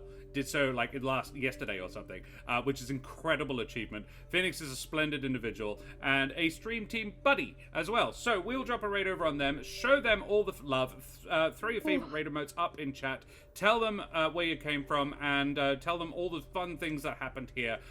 They are probably playing some D&D. That's what they usually do. Barovia and beyond is what they are doing. So guys, it's been an absolute pleasure. Bless your hearts. Karen, can you tell us quickly about the Ukraine? Yes, the Ukraine. It's in Europe. It's at war. It's kind of sucks over there at the moment. So if you have the disposable income to help make the lives of Ukrainian refugees less sucky, you can make a donation via the link in chat. It is a list of Australian charities and not-for-profits. You can pick which one you would like to donate to and send some money to some suffering Ukrainians, and they'll really appreciate that. Or if you would like to buy a copy of the Curious Compendium of Slavic Myth, it is for the minimum cost of £1. I don't know why I suddenly went a bit French, but you can buy it for £1. It's subclasses, creatures, gorgeous map, one shot inspired by Ukraine and its kind of myths and history. It's gorgeous. And yeah, you get a copy of that, and that money goes to the British Red Cross Appeal for Ukraine. And it contains a marvelous one-shot that, if you want to check it out, is on our YouTube. You can check it out there. Guys, thank you so much for coming and hanging out with us this evening. It's been an absolute pleasure seeing all your faces in chat. Thank you to the Dreaded GM and to Mike Moans for your incredible raids. We appreciate the absolute heck out of it. We will be back on Monday night. I'll be over on the Law Right tomorrow. Say goodbye, everybody. Bye. Bye-bye. Bye, Sherry.